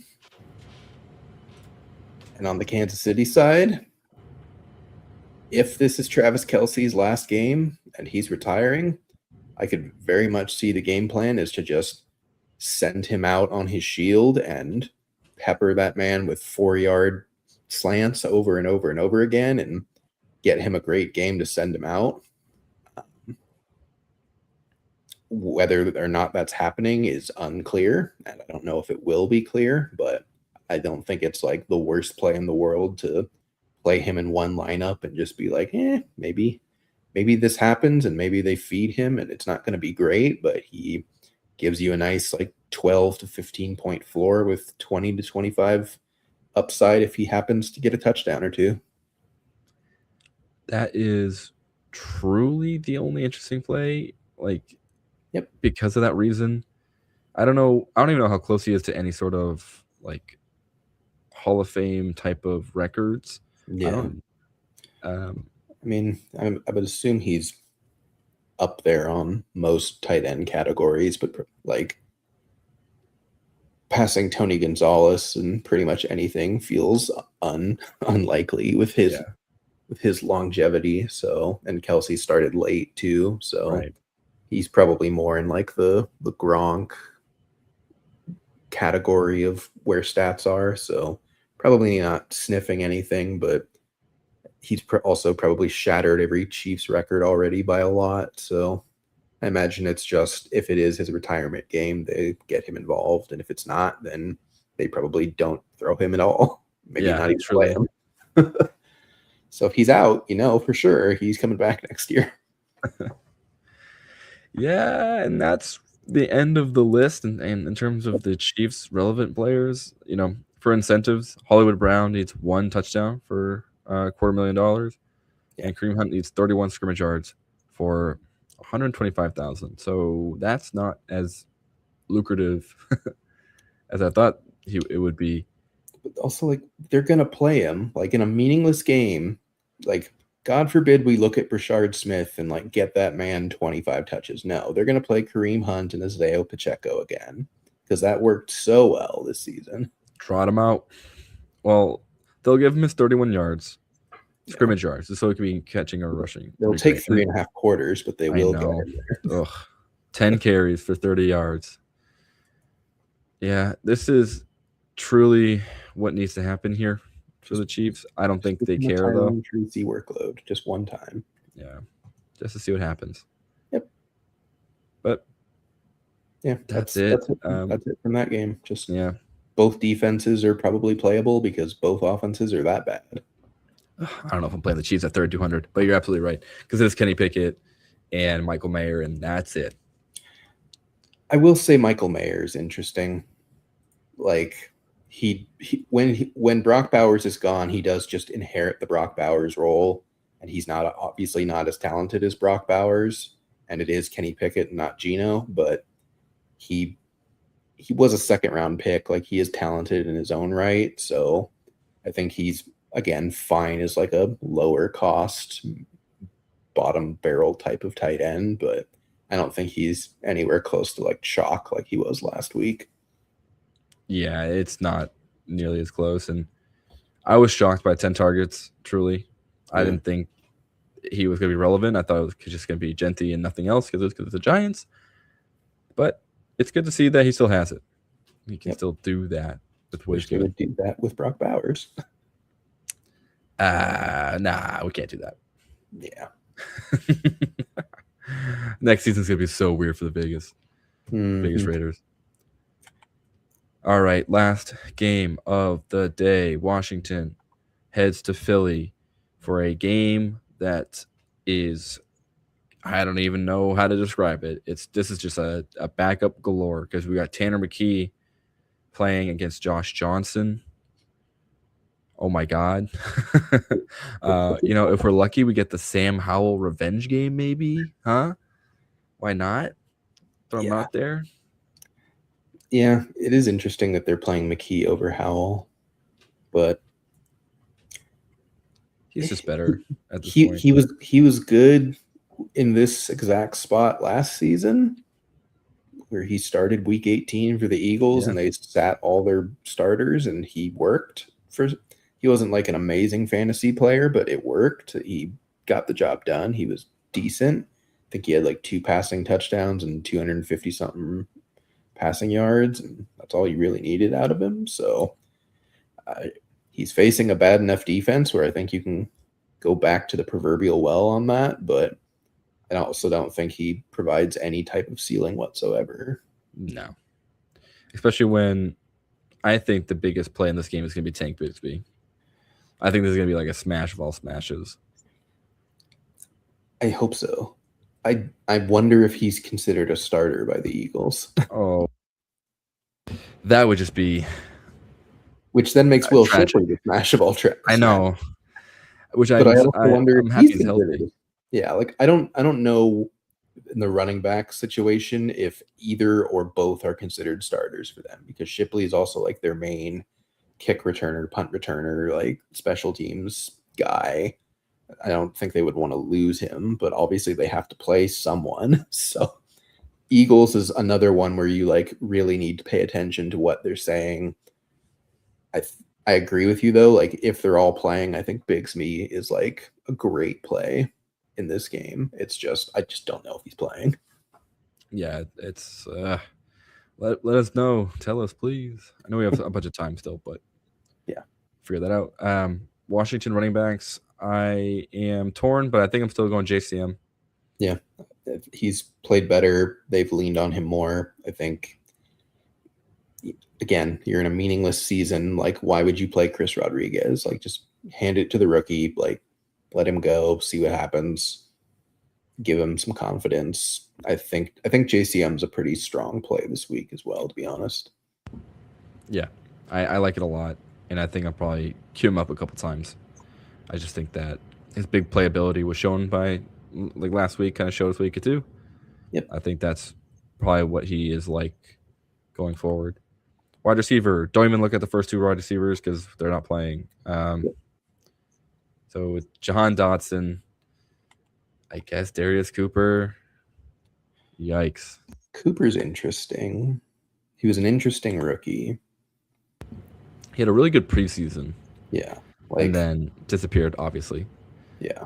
So, like, he might, again, what muddies this up is that last year in this same spot, it was Kellen Moore calling the plays, and this year it is very much not Kellen Moore, and there's a noticeable difference. So it kind of just depends on how much you believe that these players are good versus like the system is just crappy. So they're interesting, and the Commanders certainly can't defend, but I don't know. I think if I'm playing anyone, I'm probably playing Dotson.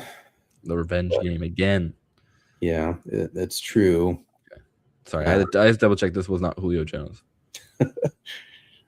That would be the most bizarre team for someone to ever come out of retirement for. It's just like a 3-win bottom of the barrel Commander. I love Jane Daniels. Something to note, I don't know how much they're going to care. Deebo Samuel has a lot of incentives for this game, and they're all pretty high incentives as far as like marks to hit. Oh boy. So he gets $250,000 for 10 more receptions on the season. He gets another $200,000 for 93 receiving yards on the season, and another $250,000 for 2 touchdowns on the season. So Will they build the plane out of Deebo Samuel?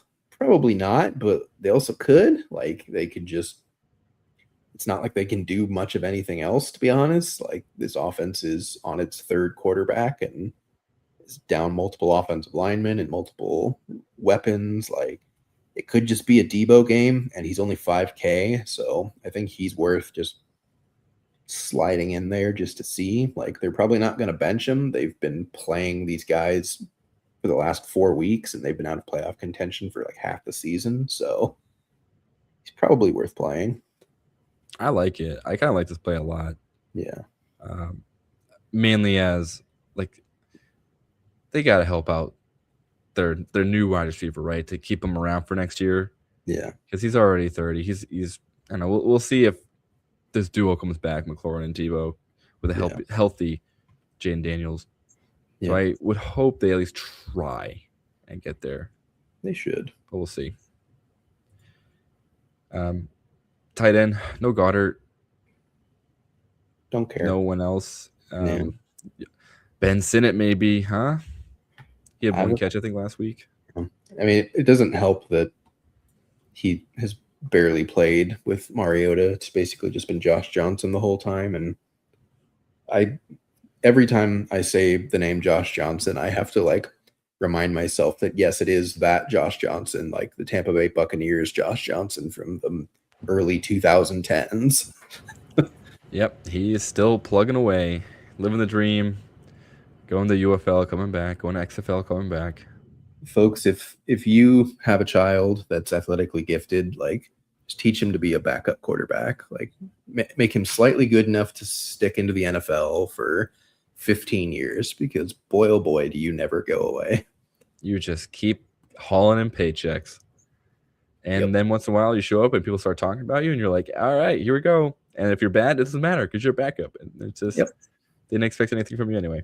You don't lose your job because you never won it to begin with. Oh, man. This is the only player. I mean, well, if you're looking at tight ends, like, I don't know, you could get really nasty with it. Yeah. But don't, maybe. He's expensive. Why is he 2,600? Yeah, like. All right, never mind. Kylan Granson. Yeah, I just don't care in this game. Okay, pass. I guess you could play Eagles defense. I don't know how many starters are sitting or how many are playing, but I don't think any of them are playing. If I know, if I heard correctly. All right, then I'm good with that. I mean, it's also still Josh Johnson, so it might still work. Hey, he was hooping. He was doing a great job against Dallas defense. Wait, what? He only had 8 points? Yeah. Oh, okay. Never mind. Hooping was a strong phrase. he existed in our plane of existence for sure. Maybe it's just because he's throwing interception. So I said, yeah, these guys got it still. Yeah, he did not fail. He just also did not succeed. They didn't need to. JCM was just that good. True. Wow. All right. We made it through. Yep. That is every matchup. A long, gigantic main slate this week. Yeah. What do you think? Do you have the energy to make a roster right now? Might as well. Got to get over 2 hours. Our contractual 2-hour limit. Yep. All right. At quarterback, all right. I'm gonna just say it. We can build the Arizona roster. We won't do it right now because we've done it 800 times already. Yeah. Let's try something else. So we'll see a new one. I'm actually kind of in on this Bo Nix Super Saiyan type of lineup here. Yeah. So I am a little curious, and just for building out sake, I want to see how we can do by just putting in all of the Broncos players first. Yeah. Let's just see. Let me just make this easy for us here. Den. Sutton, you're in. Pat Bryan, you're in. I think that's enough. That's fine. All right. Ingram, you're in. Okay. Oh wait, of course. In. All right. And we still got. Oh man. We still have a lot of folks we can play here because I want to play James Cook. I mean, like, I kind of am just like Bijan, smash, Gibbs, smash. Like just like Gibbs is so live to just put up 40 points again, and people are just not playing him because he's had a few bad weeks. Like James Cook is fun, but we would have to like pay attention and that like is very possibly true. him out. Like I know that if you're like truly grinding DFS and like really locked in, then you will do that and you should do that. But like I also kind of don't want to be that invested on a week 18 Sunday. Like I would like to just Yes. lock them in and be like, they're gonna score. And if they don't, oh well, but the theory was there. But it also depends on who we can get here if we do Gibbs instead Like of Cook. Marvin Mims, baby. So like what's terrifying is, The 5-player stack. so obviously we can wrap up our show with the Denver Broncos super stack. But other players that are kind of interesting are guys like, Jalen Noel we talked about real quick in the beginning of the show. Yeah. Someone who can score a random 30-yard touchdown. More importantly, Kevin Austin, Yeah. who is the only passing option for Shuck right now outside of Juwan Johnson. Yeah. Secretly could close out this roster. KLS, like we talked about, like in that same game. Yeah. Wasn't Trey Harris like right at the top of what we could afford? Trey Harris he is at like 3,600 exactly. It's really betting on this game, but if this game does exactly what happened last time, just instead of 38-0, it happens to be 38-21, like it works. All right.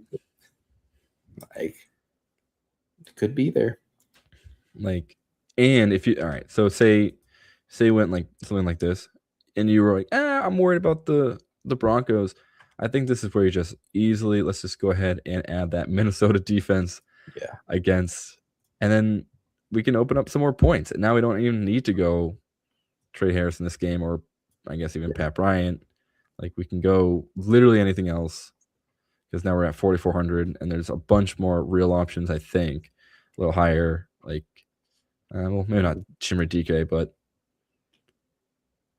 I mean, Slayton is interesting with no one left. like Kyle Williams, Jerry Jeudy, who we don't really want to play, but we can. Trey Tucker is the wide receiver 1 over in Vegas. Yeah, if you think the Hollywood touchdown for a bonus is at all even possible for Kansas City, it could be interesting. Could also pivot off of Ingram and go for a cheaper tight end if you don't want to have 5 Broncos in your lineup, which I could totally understand. But yeah, you could go cheaper tight end or more expensive tight end. It's definitely something to play around with. The main thing is, we're not going to build it because we always build it. The Cardinals stack is probably the stack you want to do, but it will keep you out of the Bijan and Gibbs territory. So you kind of have to decide if that is worth it for you, because there is easily a world where Bijan and Gibbs both put up 40 plus. Exactly. I'm trying to figure out why I can't play Justin Jefferson. I mean, we could. I mean, maybe because we really just don't have enough to play for a tight end at 2,000. Wait, no, that's not true. What's going on here? I feel like I'm getting pranked. Tight end is 2,500. 2,500. Okay. I mean, if you wanted to not giga stack Denver, but only have like Nix, Harvey, and even if you don't do Sutton, but you do Franklin and Pat Bryant and not Sutton, then you might be able to get to Jefferson. I don't know if I want to try this hard for Jefferson. Which is fair. But what if we did it anyway? Like if we went here, let's go, and then what was it? I think Franklin, they're both 3,800 or something like that. I think so. Let me make it easy for myself again. 49 and 38. 49 is kind of steep for Franklin. I thought I was just thinking too. That leaves just what, 28 for tight end? There's some punt tight ends that you can talk. Oh, good player, Terrence Ferguson. Play Perfect. Ferguson. You could say that Schoonmaker gets most of the work because Jake Ferguson comes out after one drive. Like, yeah, there's Dulcich. I think there's some interesting plays down there for sure. Yeah, now you're just getting real gross with it. Our boy Sal Cannella already. That's how gross the slate is. Oh man, but hey, this is just one option here. I think, honestly, I think you're right. I think a roster just starts with Bijan, Gibbs, figure it out, and it's okay if Gibbs has been not great. I think he still has a shot to do something really fun. Yep. And you just wish for the best in the last week. Yeah, they're both in.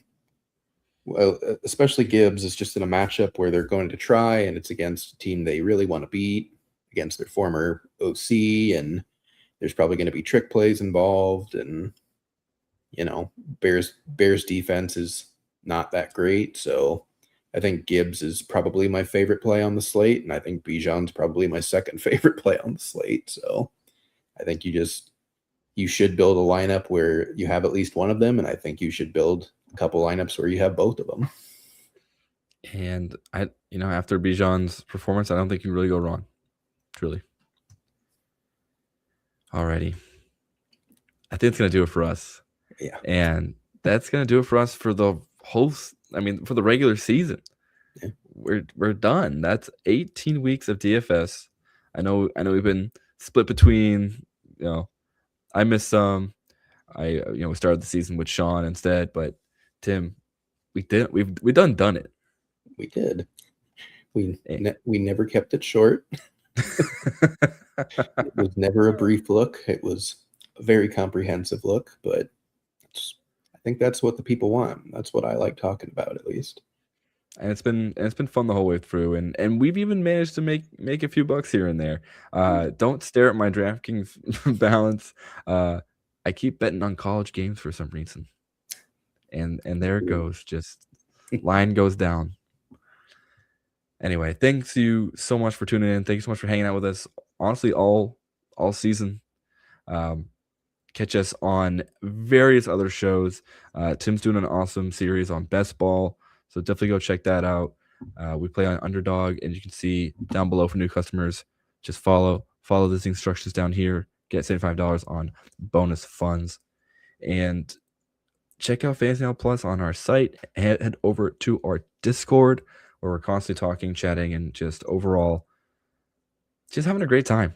And every conversation is a little more funny than the rest. And yeah, hang out and check us out wherever we are. And I know we're on Blue Sky as well, so find us there for all our more impromptu thoughts and feelings on fantasy DFS and the NFL as a whole. Yep. So we got lots of off-season content coming.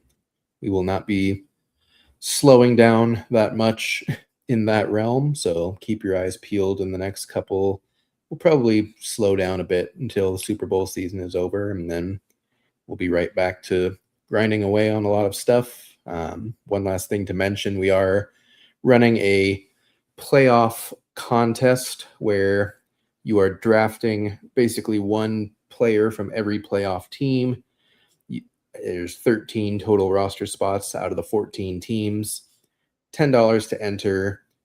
Winners get a lot of the pot. It'll be run on our website. Look for it. It will be fun. So if that interests you, you can enter as many times as you want, $10 each.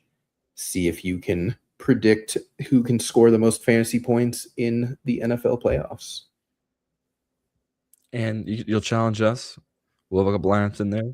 Yep. And we'll just chat about it, post about it, and we'll see who's the smartest and most knowing ball knowers across the fantasy playoffs, or I guess the NFL playoffs. Fantasy playoffs are over.